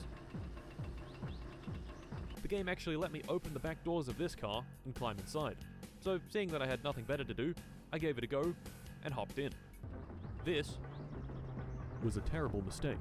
Immediately it was clear that the man driving had in fact consumed a rather large amount of alcohol prior. You and have was to driving expect at that an out of all alarmingly high Finnish speed people with ever. alarmingly low They control. generally just I consume then a made lot an of even alcohol. worse decision and swore at the driver. This put him into a frenzied rage, and he immediately stomped the gas, drove straight into a tree, and died. Oh. Well, shit. The only thing I could really do was hop out No. and walk home. No. So that's what I did. Things, however, were not looking good. Being I'm a out in the bad sun and running example of home a like Finnish this was person. rapidly increasing my thirst. The giraffes don't handle alcohol super well, so I have never had any in my life. But I, like, for example, Yersu, I'm sure Yersu, Amico, and Maitis all 3 do consume alcohol. For what felt like hours. Although long Amico is getting home, like 7, and so he eventually isn't my allowed house to do was so just yet, but he within a probably distance. still has I anyway. was so close to water. I reached the mailbox, looked inside to try pay the utilities, collapsed. Yeah, see? Oh.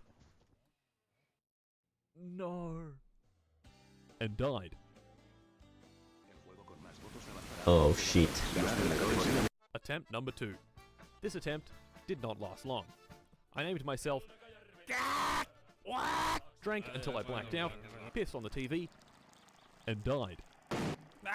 You got Attempt 3. electrocuted. I gave myself the brilliant name Glorbo Florbo. This time I was going to use a Oh, guide it should and have been try to build the Glurba car a bit Flurba faster. with us. The first thing the guide wanted Missed me to do opportunity was get right in the there. tractor and go collect some stuff. One of those Yes. stuff were these wheels This is inside true. this abandoned mansion. Yes, is The correct. wheels were on the top floor, so of course I went to the top floor, ignoring the wasp nest right above me. Oh no. You don't ignore those. Oh no, are you allergic to them? No! Attempt 4. Mhm. I did all the same stuff as the late Glorbo Florbo, but yet again, died to the wasps. Yeah, no. What you need is like a spray-on deodorant and a like a lighter. That's how you deal with wasps here in Finland. Like a complete idiot. Nope. Oh my god. Oh shit, they're inside. It's too late now. Yeah, GG, fucker. Attempt 5. This time, I saw the wasp nest and managed to sneak past it without getting stung. Using the guide and some of the knowledge I had accumulated over the past 12 hours, I was able to build up the car fairly quickly. And before I knew it, the engine was in, the suspension was suspended, Yeah, well, the panels you were know, attached, that's the and price you wiring have to pay wired. for Did the car work?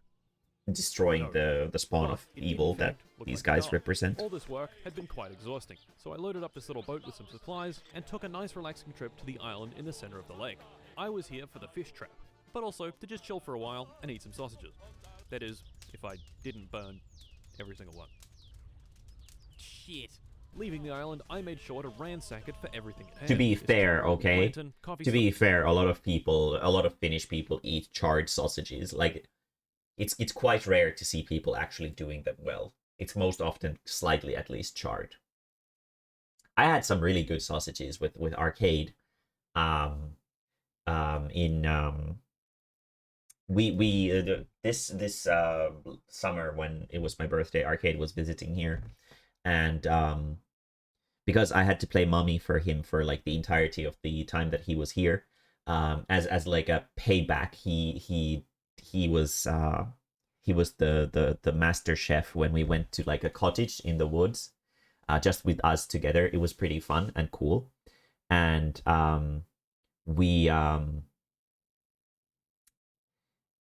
he made some good sausages, especially for an American who doesn't eat sausages, and he actually liked the sausages too, which was very good.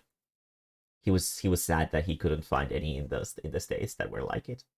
Stuff, bucket, fish trap, and fireworks.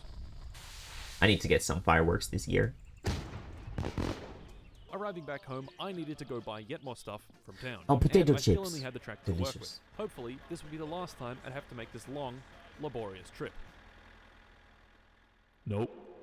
Back home, I put the final touches on the car, wired the last things, filled up the fluids, pissed in the radiator for enhanced cooling, Yes. and what do you know?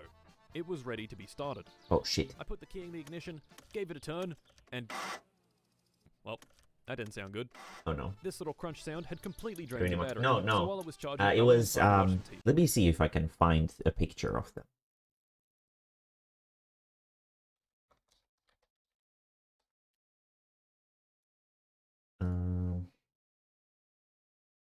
It was these guys. Let's see if there's a picture of them.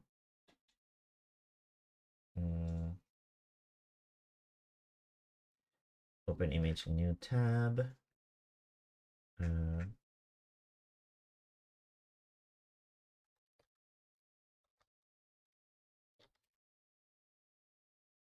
Is there a picture of them like the other way? No.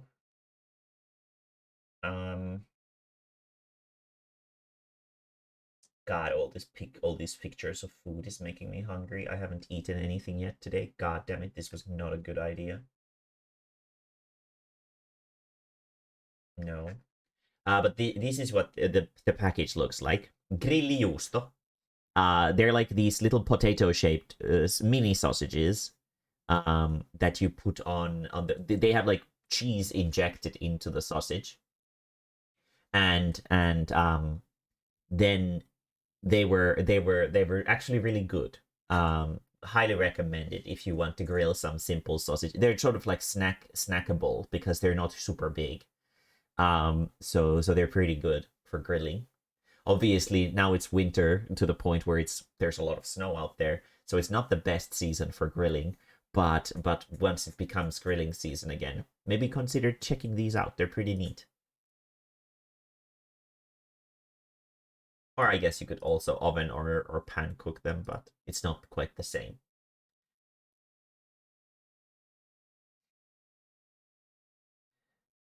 He finds fireworks really expensive. Yeah, my thing with fireworks is that I usually what the fuck?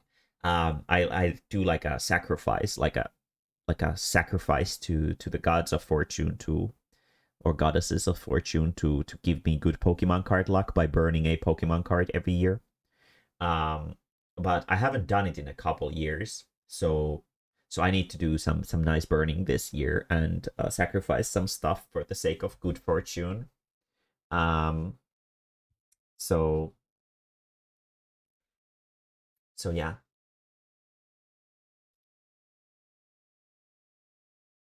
Would working with that's a good question. Maybe I should try that. Yeah, I could totally sacrifice a Magic the Gathering card as well. TV. Soon. Attempt 2 at starting the cup. And against all odds, it actually worked. True. Oh my god, it started. Now granted, the car was making this horrific banging sound, but it ran. This banging was caused by the camshaft gear being out of alignment. To fix it, I'd have to take the engine out, remove the cover plate, and rotate it back into alignment. But why does the camshaft need to be aligned? Remember suck, squeeze, bang, and blow? This only works if these valves are correctly timed. These valves are needed to keep the air and fuel inside the cylinder during the squeeze and bang stages. The camshaft is responsible for opening and closing these valves at the correct time. One valve is for the intake and the other is for the exhaust. If they aren't timed properly, you could be intaking air through the exhaust and exhausting air through the intake. As you can imagine, not good for Mr. Car. Once the camshaft was aligned and the engine thrown back in the car, it was time to start her up again.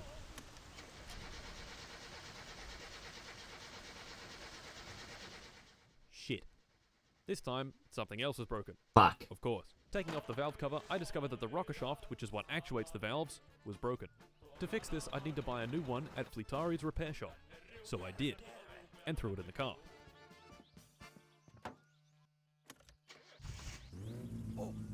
Oh! It runs! Nice. Ooh, yeah. Ooh, yeah. Ooh! Gentlemen, we had done it. Everything seemed to be working. I could even put it in gear and move. This was extremely satisfying. After working on this thing for hours and hours, it finally ran. Naturally, I gave it a quick test drive around the dirt outside the house when I drove it into a ditch. Ooh. And it broke. Ooh. Fuck! It was time to take our little car on its maiden voyage. I got it onto the highway and jammed the throttle all the way down. The acceleration was bad. The car topped out at just over 100 kilometers an hour, giving it a 0 to 100 time of about 60 seconds. Miraculously, I had managed to reach town without the car breaking down. So I turned her around and headed back home. This is where things went wrong. Perhaps running the car at full throttle constantly wasn't such a good idea. As I crossed the bridge near the repair shop, I heard this. Oh no. That did not sound good, and the car was slowly losing power. I managed to limp a few more 100 meters before it ultimately died on the turn off to the repair shop. Taking the engine apart, I found this. A blown head gasket, and one of the pistons just missing. Oh. Luckily, I was near the repair shop, so Must I could have easily gone go buy flying. some new parts. Unluckily, it was Saturday, and the shop wouldn't be open Of course. until Monday. I could just wait, but that would take hours, so I decided to hop on the bus and take it back home. This was a terrible mistake. I left my computer running to go take a piss, only to come back to the bus humping another car. Never trust.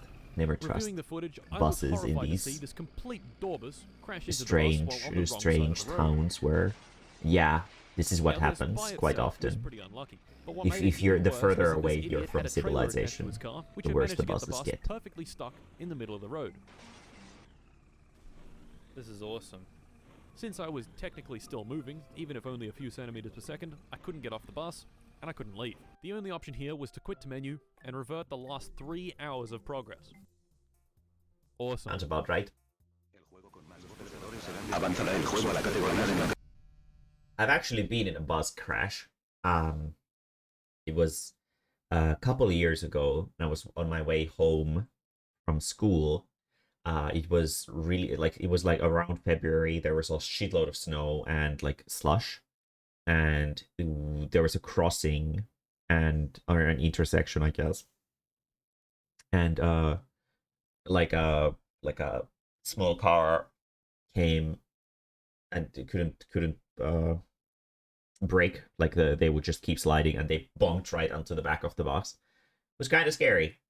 A little bit less scary than I expected, though. I didn't even scream, I think. Fuck! This put us back to when the rocker shaft was broken, so once again I hopped on the bike to go get a new one. It being Wednesday, I knew that the only other person on the road leading into the repair shop was the guy in the green car. But for some reason, the road to my house was taped off, which would indicate the rally was taking place. Further up the road, my suspicions were confirmed when a rally car travelling at approximately 2% the speed of light shot past, barely missing me. Oh I don't dear. know why the rally was on. It only happens on the weekend, and it was clearly Wednesday, but whatever. Now, if I had any Well, sense, you I know, would have gone Wednesday off is the road, day when seeing people as it was drink the clearly most, pretty so hazardous. it's But I was technically tired the and weekend. frustrated at what had happened on the bus. So I hopped back on the road on my bike, and 5 minutes later, got completely obliterated. Oh no. Oh no. No! GG.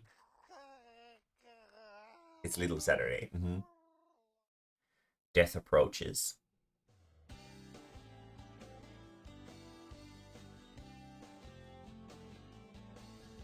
moped accident. Didn't they get hit by a fucking car? In shock, I stared at the death screen for a good 2 minutes before resigning to my fate. Disabling permadeath, naming myself, I give up, and trying again.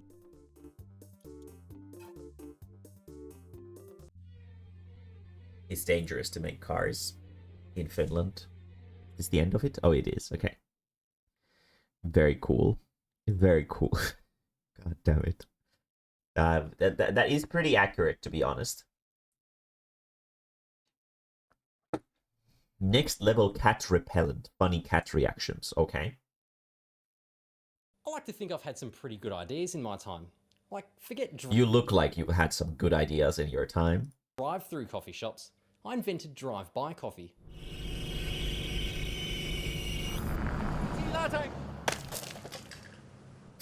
Whatever, spork. I beat the hell out of that when I created the cutting spoon. Oof. But the one idea I had that was probably most successful was my water spray cat deterrent, which quite successfully rid my yard of urine spraying cats. Well, at least I thought that was the case for a while. So there I was, working away on a new non-cat related project for a YouTube video, and I noticed an all too familiar sight and smell. Yep, cat piss. Ah, yeah, shit. like before, it's in all the usual places around the outside of my house. Even in my house. Oh, what the hell? Fuck. So while my really cats super always awesome get you. cat get away thing worked well for months there, it's not really practical to leave on all the time. But even once it was packed up, the cats stayed away. Probably because it was burnt into their memory, like if you've ever walked in on your parents. Mom, where's my Aladdin DVD? Sense. You think with your penis and your head's up your ass. The baby just kicked. Baby?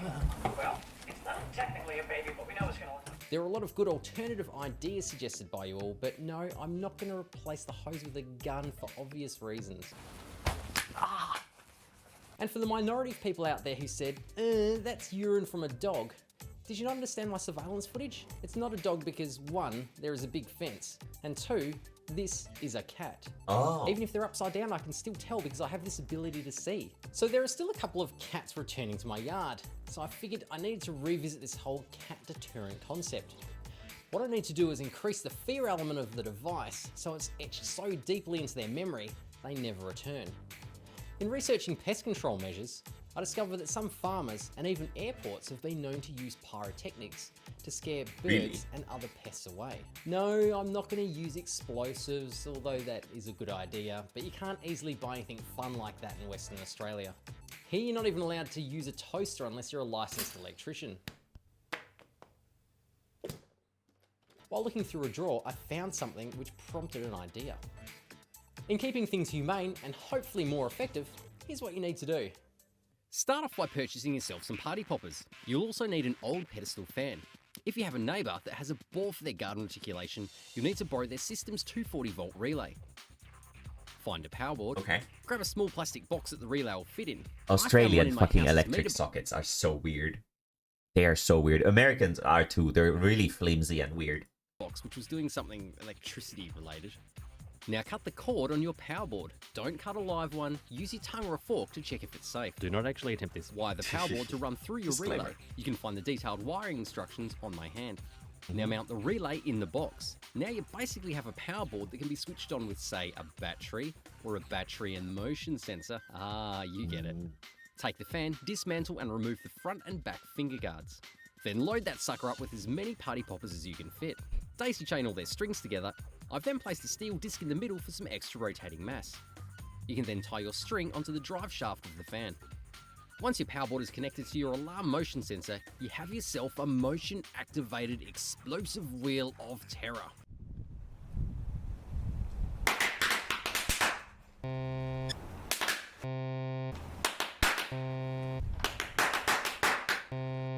So what do you think? Pretty scary, huh?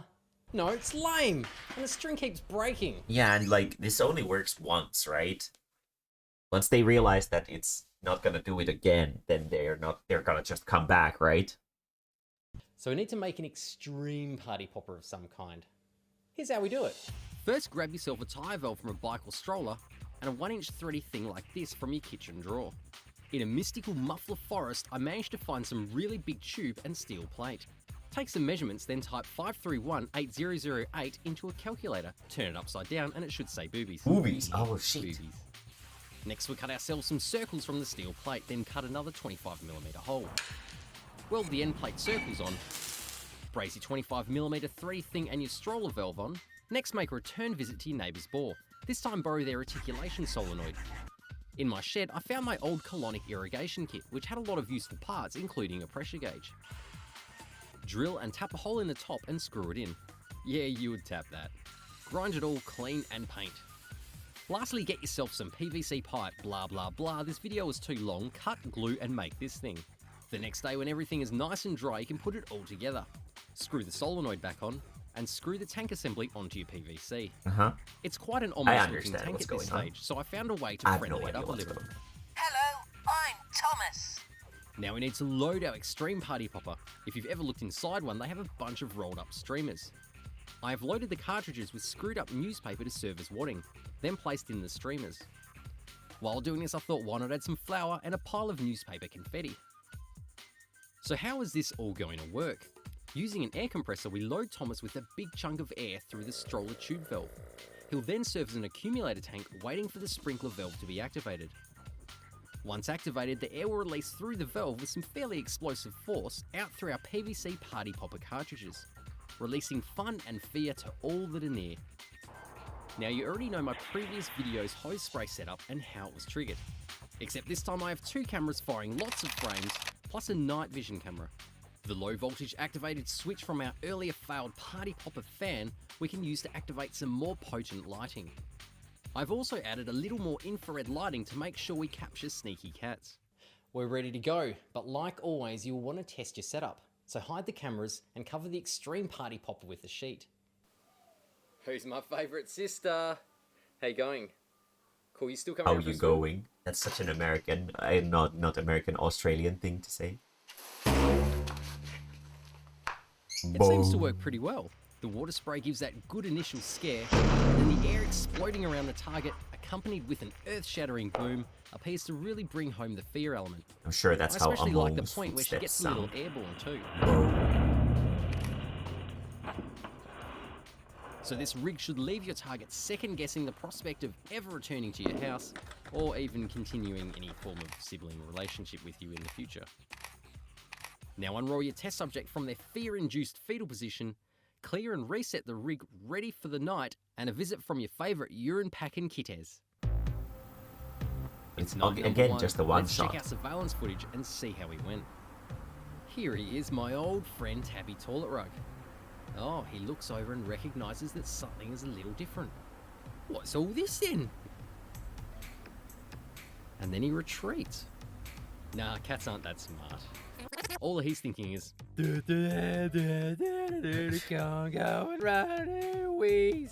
runs right back in. Right in the face, please. That's always a good way to clean under those eyelids.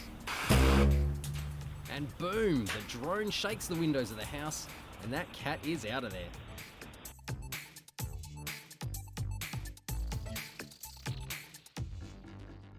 Despite the cool, calm and collected expression on his face, the water blast has seen him swell to 3 times his original size. And no, he's not sitting, he's levitating. At this point, he thinks he's all clear, but a few hundredths of a second later, kaboom! With claws firmly embedded into the concrete, he gets the hell out of there, leaving us with the old cat Brown Eye. Actually, hang on a minute, in this next frame, has he got cat wood? See, this cat repellent isn't cruel, it apparently turns them on. We're all reset for night number 3. Why are we looking at cats' What cat is assholes? this? It looks like Fatty 2x4 from my last video, but he has black paws. Looks like we have a new player. Let's just call him Fatty Blackpaw. Sprayed right in the face. Oh, a car alarm went off too. And he leaves behind a massive trail of destruction. And looking at the photos, before the first frame even fires, he's launched off the ground. Thomas the Tank detonates and Fatty Blackpaw has a moment of 0G. That's right, Fatty Blackpaw, I can has burn! Then he returns to Earth and kicks the backboard and Extreme Party Popper with all of his kitty power. And Happy New Year! A mushroom cloud of fun descends on the backyard, while hopefully his cat brain is registering that this is not a place to return to. As an added bonus, while editing this video, I realised that having the 2 cameras allowed me to create a very rough 3D anaglyph image. Check it out with 3D red cyan glasses if you want a headache. If you're interested in researching how to create these images for yourself, don't accidentally mistype anaglyph like I did, as it turns out that anal GIF will yield a very different search result. Once again, I reset the Extreme Party Popper for night number 3. Ah, looks like it's the early hours of the morning. It's come to visit. Oh, this is kind of a bit awkward. Yep, the dove from my last video has returned. Now, some of you asked why I didn't name the dove like I named the cats. I don't know. What am I, the animal naming guy? Okay. How about Dovo von Dovington? And boom, Dovo is vaporized into a fine avian mist. For a second. Not Holy really. shit. With some quick fighter pilot style evasive maneuvers, he was safely out of there. Man, birds really know how to fly. So that was it. The cats didn't come back. The Extreme Party Popper seems to be a pretty good solution. Apart from the fact that it requires about 4 hours to reset each time. Yeah, that's what I was thinking. And when it suddenly detonates in the middle of the night, everyone in the house and for a block radius would empty their bowels in bed, which generally proves to be a bigger cleanup than just cat wee. But otherwise, it's the ultimate solution to cat pee. Or you could just get a dog. Nah, they wee on everything too. But do remember, it's not the cat's fault. Don't be cruel to them. If you're gonna Don't take it be out on someone, cool to take it them, out on says the cat's owner. subtitles. Very cool. No. Naughty. No. No. No. No. No. No. A huge thank you to you guys for being so patient with the release of this video and for your support and comments. Join me again for the release of my next video in 2035, where I'll be harassing cats with fire. What? No more cat content unless they come back. But there is a lot of very cool stuff already in the making, and I will be working towards releasing more frequent videos for you all. Maybe some simpler ones and maybe some extremely complex ones. Jump on my Facebook page for some behind the scenes info and pics. There is a link in the description box below. And don't forget to subscribe. I'm Craig Turner. My YouTube channel is Turner81. Thank you very much for watching, and I'll see you again soon. There's something about Australian YouTubers that like seem to often have issues with animals treading on their property. What's his name? I Did a Thing. He's also Australian, and he also has like a zoo on his garden. I don't know. Is it just, well, I mean, Australia is pretty famous for the fact that there's a bunch of animals in there. You can basically die from like everything in there because there's like just toxic creatures like behind every goddamn corner.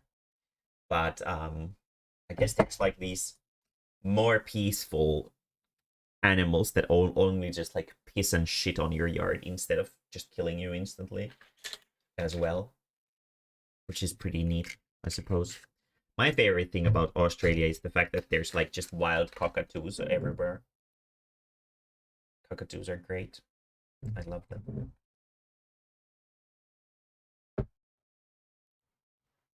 They're those like funny birds with the big head thing. Yeah, like this one.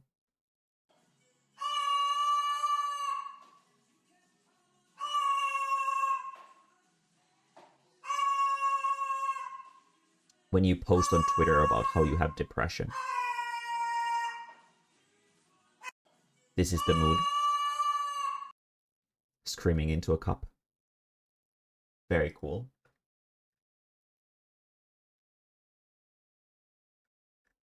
Okay. We can still keep going for about an hour or so. So if you have more funny videos that you want to send me, feel free to do so. We seem to have one here with the frog person who we just watched.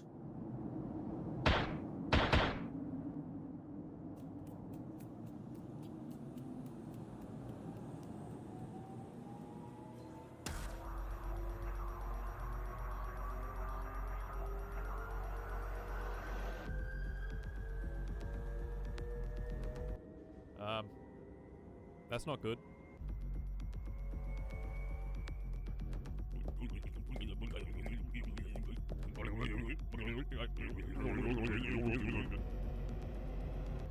Isn't it kind of the point of Kerbal Space Program to go into the sky?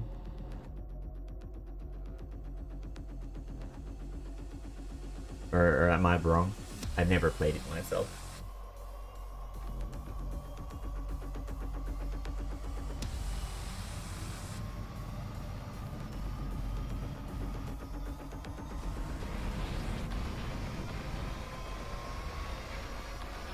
There seems to be a planet coming along with them.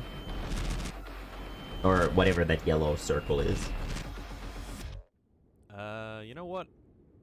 I'm gonna go. Oh fuck. Oh shit. Oh fuck. Huh!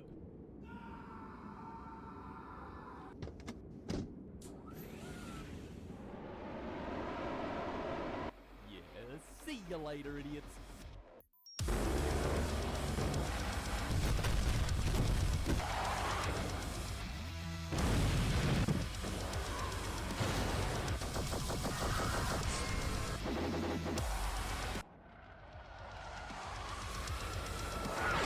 So is this not supposed to happen? I don't really get it. I don't play Kerbal Space Program. I mean, they look like they belong in the game, the gun, the missile things. So... they do this to make a story. Oh, so they don't normally shoot things? Oh, it's mods. Okay. Is this just gonna keep going with the explosions for like the entire video? It's 27 minutes long though.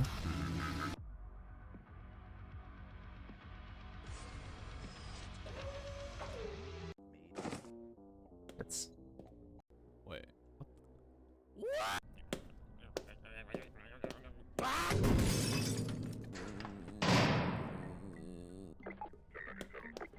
Wait. Can I at least have my phone? I've ever seen in my life. The exterior is fleece. The suit is stitched on very well. Sir, why'd you, run away? Is this just like a skit? Is this entire... Guns. How do they work? It's pretty simple. Gunpowder explodes, hot gas expands. Is this entire video just a skit? Like a sort of story that he made within the engine of Kerbal Space Program? Or something?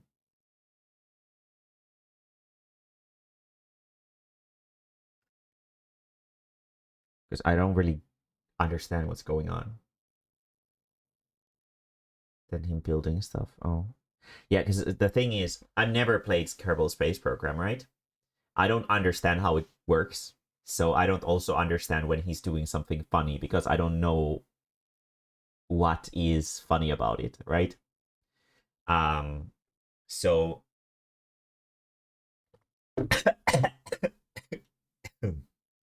God damn it.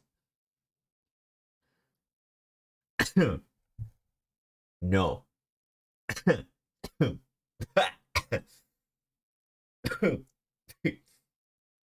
God.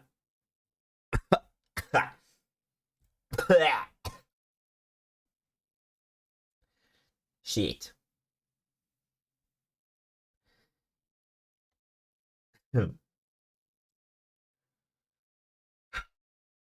Water went into the wrong place. Not cool. But yeah, no. It's like sending a video about, I don't know, fucking Rust. That is like about building things in Rust. It's not super interesting if you don't understand what is interesting about it. So if you send videos, please understand that if the people who watch it don't understand the context or find the context enjoyable, it's not gonna work. The Finnish one obviously works because I'm Finnish. Even if I don't understand anything about the game, I can at least commentate on the thing being Finnish.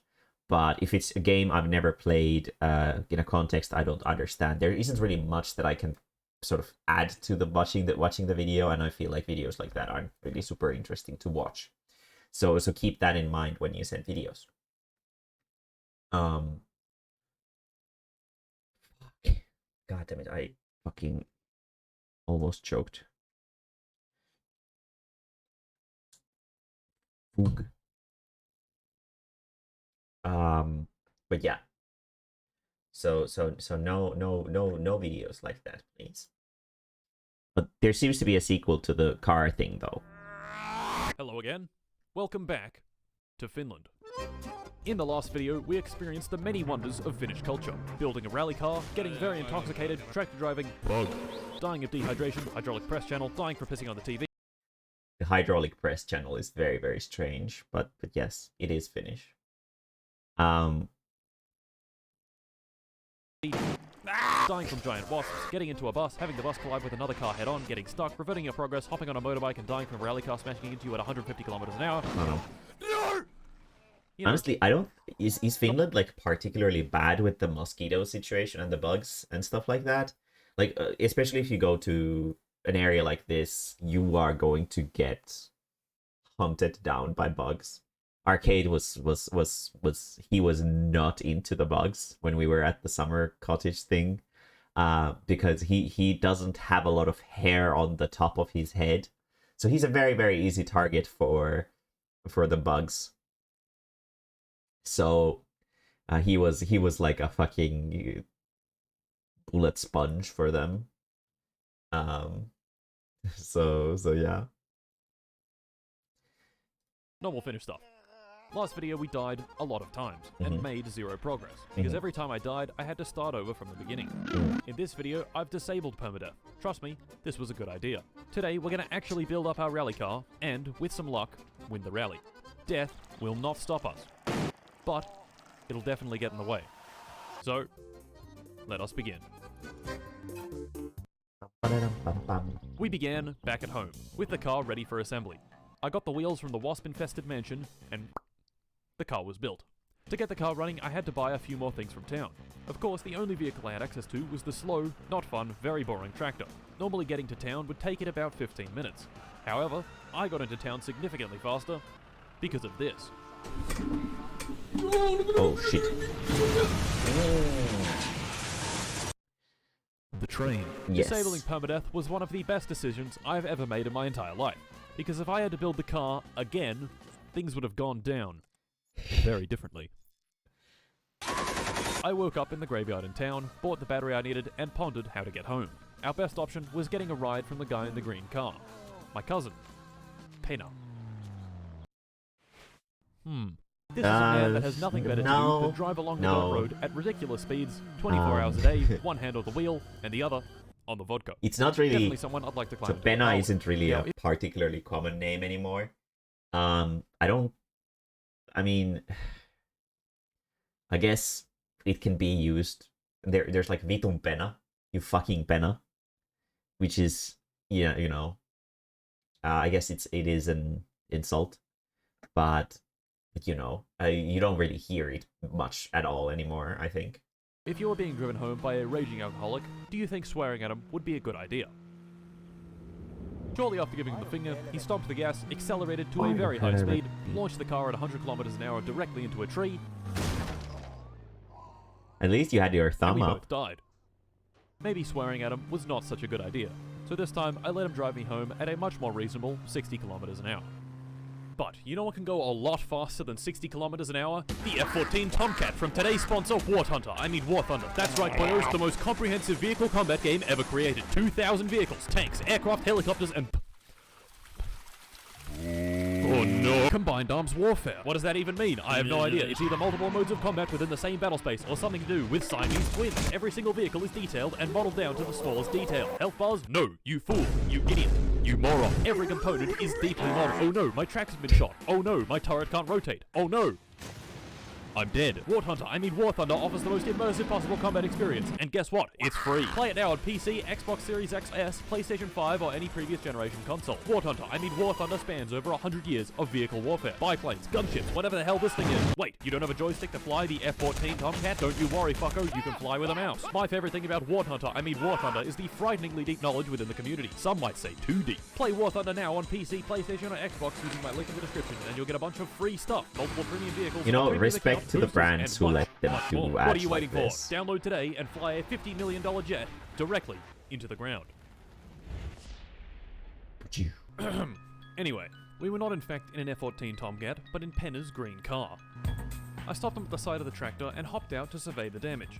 To make a very long, painful story short, this tractor is a fucking bastard. The very next thing I did was disconnect the tractor from the trailer, which was a terrible mistake. I fetched the bike back from home and used it to unflip the tractor with about 10 minutes of finagling. Yes! Now from here you think things would be easy, I guess that right? makes sense. I could just simply use the tractor to flip over the trailer and then drive off. Nope. First, I tried lifting the trailer with the fork loader. It didn't work. No. Shit. I unflipped the tractor again. Yes! And tried ramming it. No, pull back. It didn't work. Pull back. Stop! No! Oh my god! Another 10 minutes of finagling with the bike, and the tractor was unflipped again. What? This time, I took things a bit slower, did some maneuvering with the fork loader, and finally got the trailer flipped the right way around. And the tractor flipped over again. No! No! Another flip of the tractor, and another attempt. I got the trailer completely flat with the help of the tractor, and tried bumping it with a beer case to help get the wheels unstuck. What? And this happened. This is what we have to deal with here in Finland all the time. The physics engine This in was after Finland is 40 very minutes bad. of the same bullshit happening over and over. I'd get the trailer flat to the ground, it would spring itself back into position, and I'd be back at square one. I couldn't take it. It was time to cheat. I went back home, saved the game, installed the Grab Anything mod, and went back to the scene of the crime. It turns out this was actually a great idea. When I picked up the trailer, it behaved normally. But when I let it go, it did this. Oh. When I disconnected the trailer at the very beginning, it locked it into that orientation at that position, so when I tried to move it, it would force itself back. The only way to unlock it would be to attach it to the tractor, which was not possible with the trailer on its side. So to fix it, I grabbed the trailer, oriented it the right way round, and stuck it to the tractor. Oh my god. It worked. Back home, it was time to continue building the Satsuma, which I'd managed to get running only for one of its pistons to commit die and fire itself out of the engine. I replaced the piston and head gasket, fired up the car again, and took her for another test drive. Why are there Christmas lights inside the car? Turbo also had them. Well, shit. Turns out the piston firing itself out of the engine also destroyed the oil pan, and the engine had no oil in it. No oil is bad. I didn't know that the oil pan had a hole in it. All I had done was check the dipstick, which read no oil, so I tried adding an entire bottle of motor oil, which went through the engine and out of the pan onto the floor.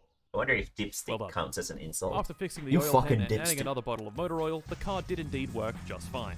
The car worked, but my feeble little brain did not. To test the car, I decided against driving it and instead just revved the engine a bit. Enough to get the water in the radiator hot enough to where it exploded out of the cap. Oh shit. Me, being a bit of an idiot and wanting to get a better look, switched off the engine and unscrewed the cap, which, let me remind you, had a bunch of superheated steam underneath it. Oh no. Oh. My eyes! Yep. I'm a fucking idiot. Now, the car could run, which is It's all surprisingly great, but realistic if I wanted with to how win a rally much race in this thing, like I would little need to stuff substantially is upgrade it. varies Better to tires, better making wheels, the car. better engine, better exhaust, proper racing seats, nitrous, the list goes on. To get these upgrades, we would need money. Lots and lots of money. And me? Well, I was broke. In my summer car, there are a lot of ways of making money. Everything from chopping and delivering firewood to putting Now, ads to in be people's fair, mailboxes right? This currency that is being used here is the Finnish marks. We no longer have this. For the record, a single euro is about 6 marks, if I don't remember wrong, which means that he has a little bit over 100 euro, 120 euro or so with 909, which is about $109 for the, well, maybe well, the value is about the same right now, so yeah, it's about 109 or so USD. to illegally brewing sugar wine and selling it to the local alcoholic. One of the best jobs you can do is finding junk cars by the side of the road and towing them back to the repair shop. The first bit of junk I found was this bucket thing. What is FP? The day I chose to do this wasn't exactly ideal. What is Saturday, that short for? The rally would be on, and cars would be flying down the dirt road every few minutes. That, however, was not the issue. The issue was these guys standing by the road to watch the rally, and my, less than optimal driving. Oh, shit. Well, don't Unbeknownst to worry. me, this action Humans aren't had sealed my any fate. endangered species. Since it was Saturday, the shop wasn't even open, so I left the junk there and drove the rest of the way home on the dirt Corpse is track, just where gonna every few remain minutes there, I this see- I idiot see. rally driver would smash into me at incredible speed. Back home, I sleep. Today was going to be good. Today was going to be productive. Today he I has was such a going nice to get house, though. the back. Oh, shit. Oh shit. Yep. That guy I ran over earlier, he died. Yes. Well, shit. You have the TV Prison. in the slammer? What Our the stay here fuck? was for 10 days. May not seem so bad, especially considering we murdered someone, but 10 days in my summer car is 20 hours. Factoring in sleep, Ooh. our stay here could be as low as 15-ish hours, real time, no abusing save states, just sitting here. Damn. Okay, time's up. In prison, I had hatched a devious plan. Robbery. Timo's, a simple establishment. The grocery store on one end and the pub on the other. The pub has this inside. A slot machine. Timo lost the keys to it a while ago, so it's just been sitting there collecting cash. The plan was simple. Drive the tractor into town, smash the window with the fork, attach the machine to the fork, and violently yank it out of the store. The plan sounded good enough, and so, the heist was on. I loaded up the tractor and drove it into town in the dead of night.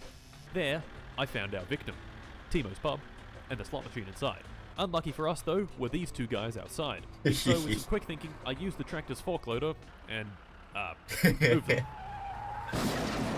I smashed open the window, attached the machine to the tractor, and yanked it out with ferocious anger. Yes! I took it to the sports field, laid it down on its front, pried off the back plate with a screwdriver, and began ransacking it for everything it had.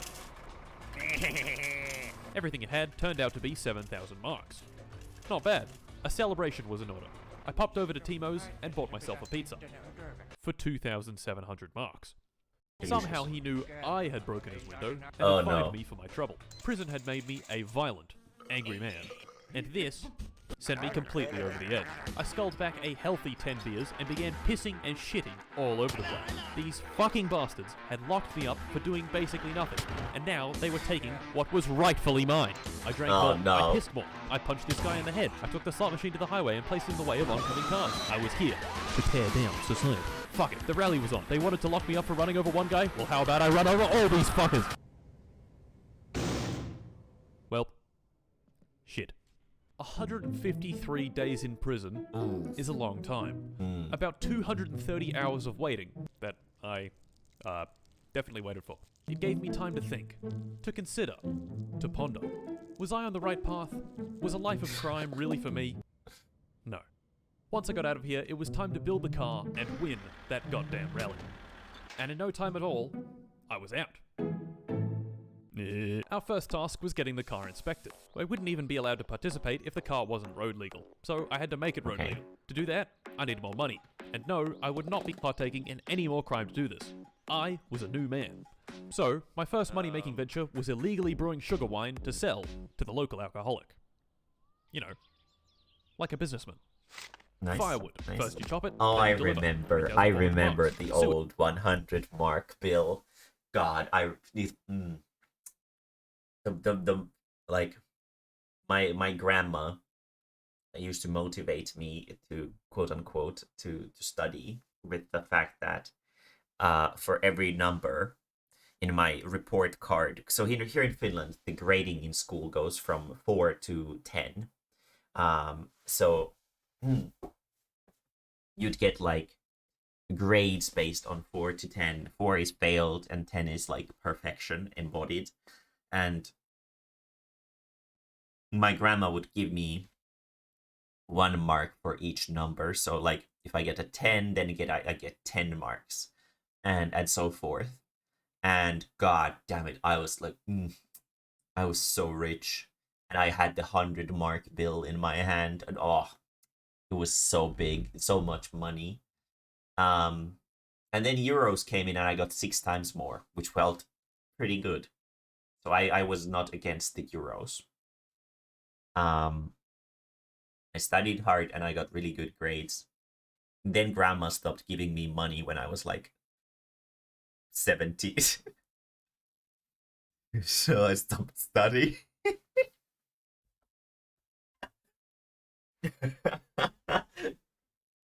Although, to be fair, I had such a good foundation at that point that I actually got really good grades in school, even without studying, because I had done my due diligence in terms of studying already.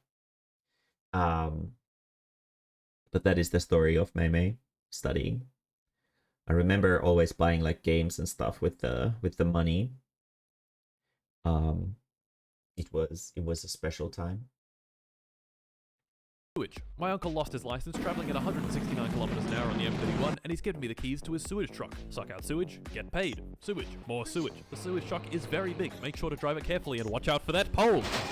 More sewage. The tank is full. Time to dump it in the waste treatment plant. Whoopsie, I accidentally dumped it all over the floor. We got cash, upgrades, rear wing, very important, gauge cluster, bam, tachometer, bam. Drunk man is calling, drive him home, money. Green car driving, fuck. Okay, listen mate, I just need you to fuck off. Right now. Grandma wants groceries. I buy Grandma a bunch of groceries. Drunk man, delivered home again. Sugar wine, sold to drunk man. Sewage. So much sewage. Dead moose on the highway. Wait a minute. This isn't Finland. Timo wants me to advertise. Okay, Timo. I'll advertise for you, Timo. I have flipped the car. Picking strawberries. Man insults you while you make a terrible wage. Who are you looking at, you fucking dickhead? I forgot about Grandma's groceries. They've all gone off. Here you go, Grandma. 8 kilos of spoiled sausages and 20 liters of moldy milk. Yes, Grandma. That's awesome, Grandma. Can I have my Yes, Grandma. Really cool, Grandma. Okay. Finally. 74 marks. More sugar wine deliveries. Hey, look. It's Penna. I'll just stop to let him cross the intersection. Cruising down the street in my 6'4", jocking the bitches, slapping the... Is that a bee? And now, the moment we've all been waiting for. Inspection. Will we pass? Will we fail? Who knows? Well, this guy does. How does he know? Just fucking banging on the car with a screwdriver. Makes sense. Yep. And what do you know? We failed. You fucking dickhead. Do you know who I am? I need this car right now. You know what? I'll be right back. I fixed up everything Mr. Inspection Dickhead wanted me to fix, got him to hit my car with his trusty screwdriver again, and what do you know? We passed. The repair shop owner Fleetari caught wind I had shat all over the inspection shop parking lot and rewarded me with a 50% discount and 10 bottles of the strongest booze in all of Finland. Thanks, mate. Gentlemen, the time was upon us. The car was working well, it was registered, and it had a few upgrades. The day was Saturday. I could just tell big things were going to happen today. I drove to the rally sign-up station and signed up. Well, I would have signed up if I hadn't forgotten my helmet. Shit. Satsuma was in fact drivable, but had been having a few issues with the suspension. Quite a few issues, in fact. Cornering was basically impossible, and when I hopped out of the car, it did this. I found that if I took a wheel off and then just stuck it back on. So, rally o'clock, it was. I drove to the start, this guy counted me down, and off I went.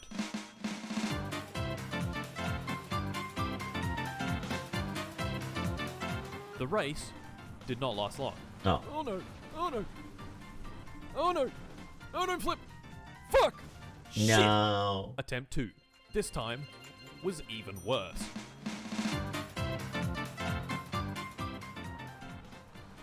No. Finnish nature is quite unforgiving. No! Yes. Attempt 3. This time was even worse. No.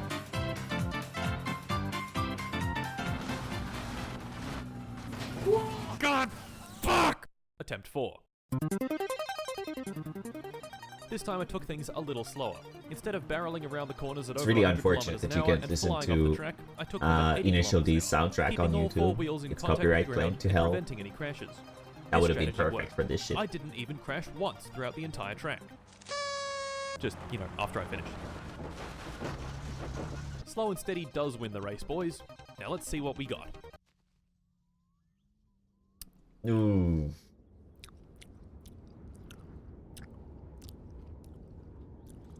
Dead last. It do be like that sometimes. Alright. Okay, I guess I'll, All hope wasn't lost. Stage 2 of the race was tomorrow, and it was the same route as Stage 1, but in reverse. Surely tomorrow, I would redeem myself. I took the car back to the start of the rally and parked it there overnight as per the rules. Except I didn't read the rules closely enough, because I parked in the wrong spot. Oh. To get to the start of Stage 2, I'd have to take the highway, which has a speed limit of 100 kilometers an hour. I'd been completely ignoring the speed limit, which turned out to be quite a costly mistake. Oh no. This little fucker got me going 115 kilometers an hour. Mm-hmm. Only 15% over. I'm sure the fine isn't that bad. Shit. Yeah. That Yeah. is a lot of money. Mm-hmm. I didn't have the money to pay the fine, so I just gave him the finger and fucked off. Anyway, Yeah, I you had a don't job mess to do. with Finnish Getting police. the time They at will the second phase stage out. and- They will phase out and fuck you over. Yeah, Finland has a pretty we have a sort of like a system. Like, I know some countries do it with just like, for example, if you do a specific type of crime, you always have a fixed bill to pay, right? But in Finland, I think the bill that you have to pay is dependent on your income or your money levels. So for example, if you're really rich, you can't commit crimes in here in Finland that easily because you're gonna be losing all of your money if you do. So don't be criminals. Don't be criminals in Finland. We have enough alcoholics already. We don't need even more criminals. And try my best to get out of last place. And before I knew it, the rally was on. On the straights, I got up to 100 kilometers an hour, and in the turns, I could manage just a bit below that. Of course, going at this speed with my flimsy little car, mistakes were bound to happen. We spun, but we could keep going. Then we flipped the car. No! But we could keep going. Then, we launched it into a ditch. No. The door was hanging off, but we could keep going. There. Then, we hit a rock. Ooh. We could not keep going. Ah. I was extremely close to the end, so I jumped out of the car and legged it all the way to the finish line. I still had a bit of hope. Despite all the tumbling around of the car, we had driven fairly well, and so I checked our time. It, wasn't good. Oh. My time was so bad, it didn't even show up on the leaderboard. Oh. A time so terrible that it sent me spiraling into a deep depression. I drank a case of beer, drove to Fleetari's, found the 10 bottles of booze, and drank until I blacked out. And blacked out again. And blacked out again. And again. And again. And again. And then it was next week. During my bout of violent alcoholism, I found 9,000 marks of unpaid fines on the kitchen counter. Fucking 9,000 marks and unpaid fines. So, I was in a lot of debt, the police would probably be at my door to throw me back in jail soon, and I still had a rally to win. Things were not looking good in the Mart household. I needed money, and fast. So when Mr. Drunkman called at 2 AM asking for a ride home, I obliged.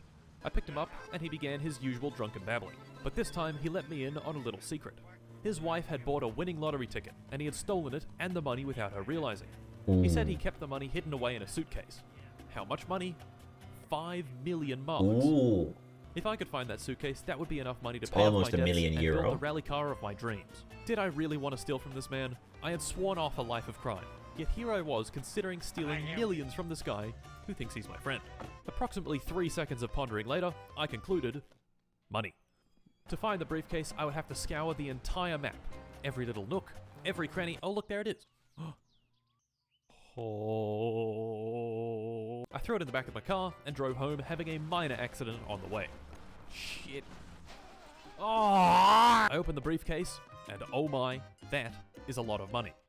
Literally 15,000 presses of E later, I was left with 1.5 million marks. Much less than the advertised 5 million, but hey, he probably spent it on sugar wine or something. It was time for some upgrades. I bought the entire catalogue. The best suspension, the best carburetor, nitrous, a new steering wheel, all the cool body panels, the best radiator, time on the dynamometer to measure our immense power. And most importantly, a cool paint job. Nice. Gentlemen, the car was ready for round 2. I gave it a Very good cool. test on the highway, and of course I got pulled over and fined 30,000 marks on the spot. Fucking dickhead. The car was ready, but I needed some practice. So I took it to the dirt track and drove the route over and over. Every corner, every gear shift, each slight bump and bend. I even got rid of the stick shift and switched to paddles for speedier shifting. And a couple of hours of practice later, we were finally ready for competition. Saturday, the start of the rally. Big things were about to happen. This dude counted me down, and off we went. The car was very fast. All the upgrades had turned it into an absolute weapon on the track. I shot past the repair shop, around the sharp bends, went a bit wide on this turn and hit a tree, but let's ignore that. Past the turn off to my house, past Grandma's house, over the train tracks, and across the line. The pace felt very good, and checking the standings confirmed my suspicions. Oh yes. Oh, nice. That's right, fellas. First place. I was officially in the running to actually win the rally. All I had to do was have a similarly good performance on stage 2. I took the car back to the parking area and parked in the right spot and went back home. Tomorrow, I was gonna win. Very back nice. home, I sleep. This sleep was a bit different. I was not woken by the pleasant sounds of the Finnish countryside or even the phone ringing, but by a belligerent drunk man in my room with an axe. Turns out he didn't appreciate me taking his money. Fair enough. Well, with him subdued, I went to finish the rally. Stage 2. This time I'd parked in the punch him correct in the spot face. and wouldn't be incurring a time penalty. I took the car to the start of the next stage, where I signed up, and before I knew it, the rally was on.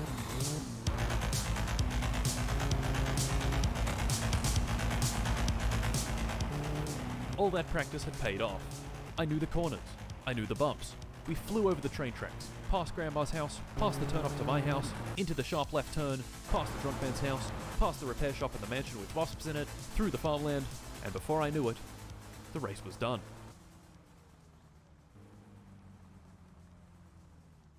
There it was. Oh yes, we had driven pretty damn good, and were 30 seconds ahead of second place.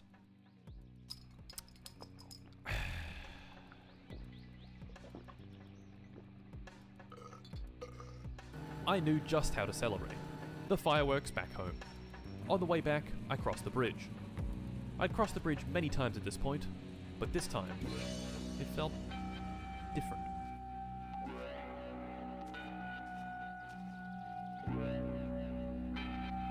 Oh no. Oof. Oof.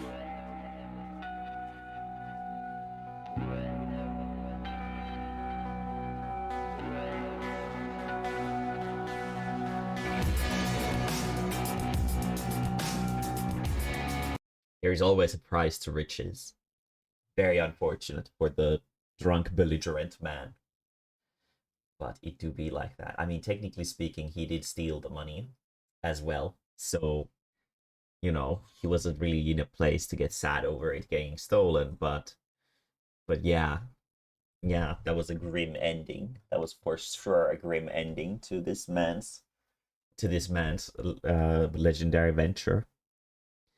But he did get his prize. He won the game. Congratulations. It is pretty. Finland actually has a pretty high rate of suicide, which is kind of grim. But it do be like that. It do be like that when you have your mark stolen. Hello there, music dude. 669, very good. But yeah, oh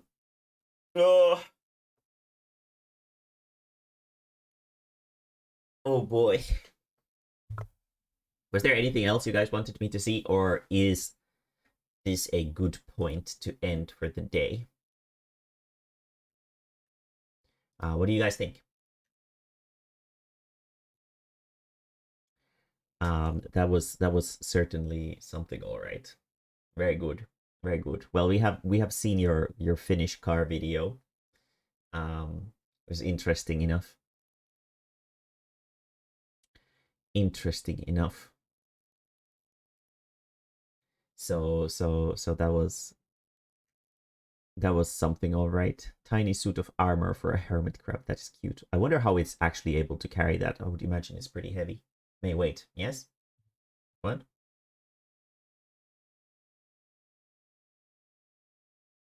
Oh, this is the V2. God damn it. Okay, fuck. Force Mae-mae to take... Oh, fuck. God damn it. Okay. Pete. Okay. Well, I guess, yeah, I guess Zoltan, you get to choose that. Is that today or tomorrow? What if I redeem that in the middle of MTG? Honestly, I wouldn't even be mad. Zoltan, is that for today or tomorrow? Which one would you prefer? Today. Okay. I guess no work for today then. It's not actually that bad. Because I am a little bit ahead on my webcomic stuff. So yeah, I guess no work for today. So yeah. Thank you for saving so many points. It's pretty impressive. Very good. I will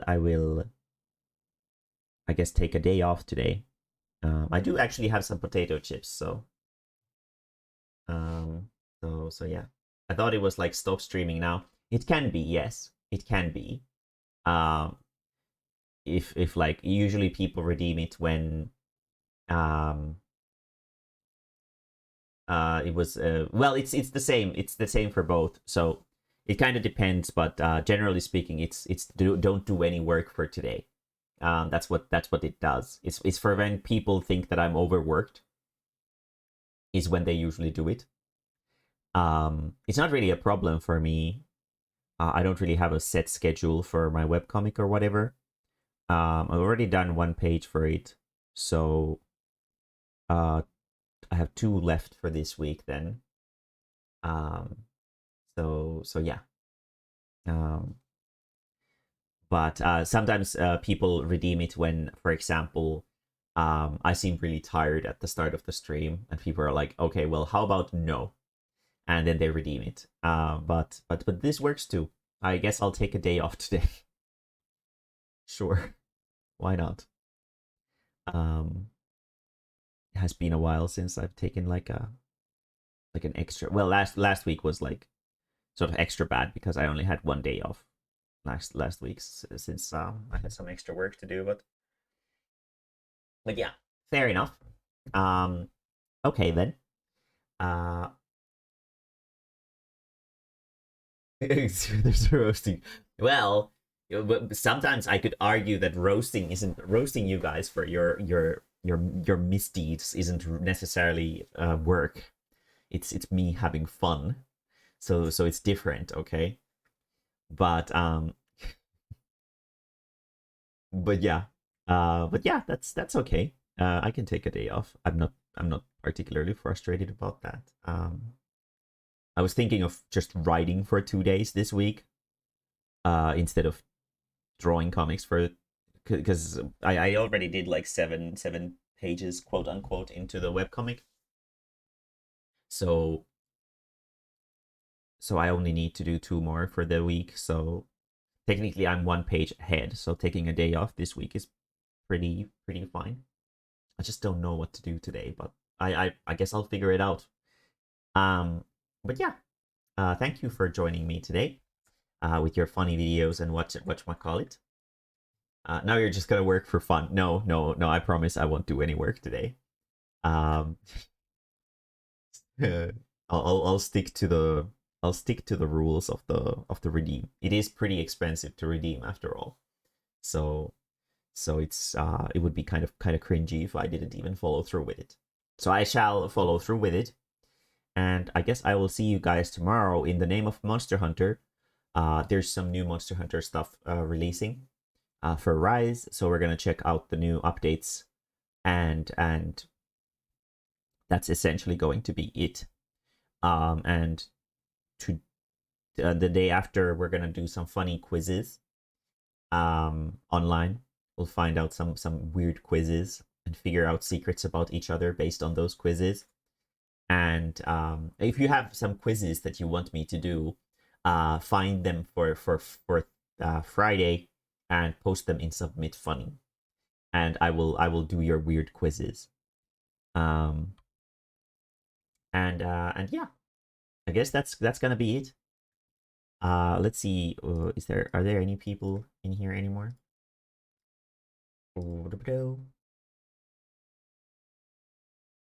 Not a whole lot. I guess we will end stream here for today. So yeah, I guess I'll see you tomorrow.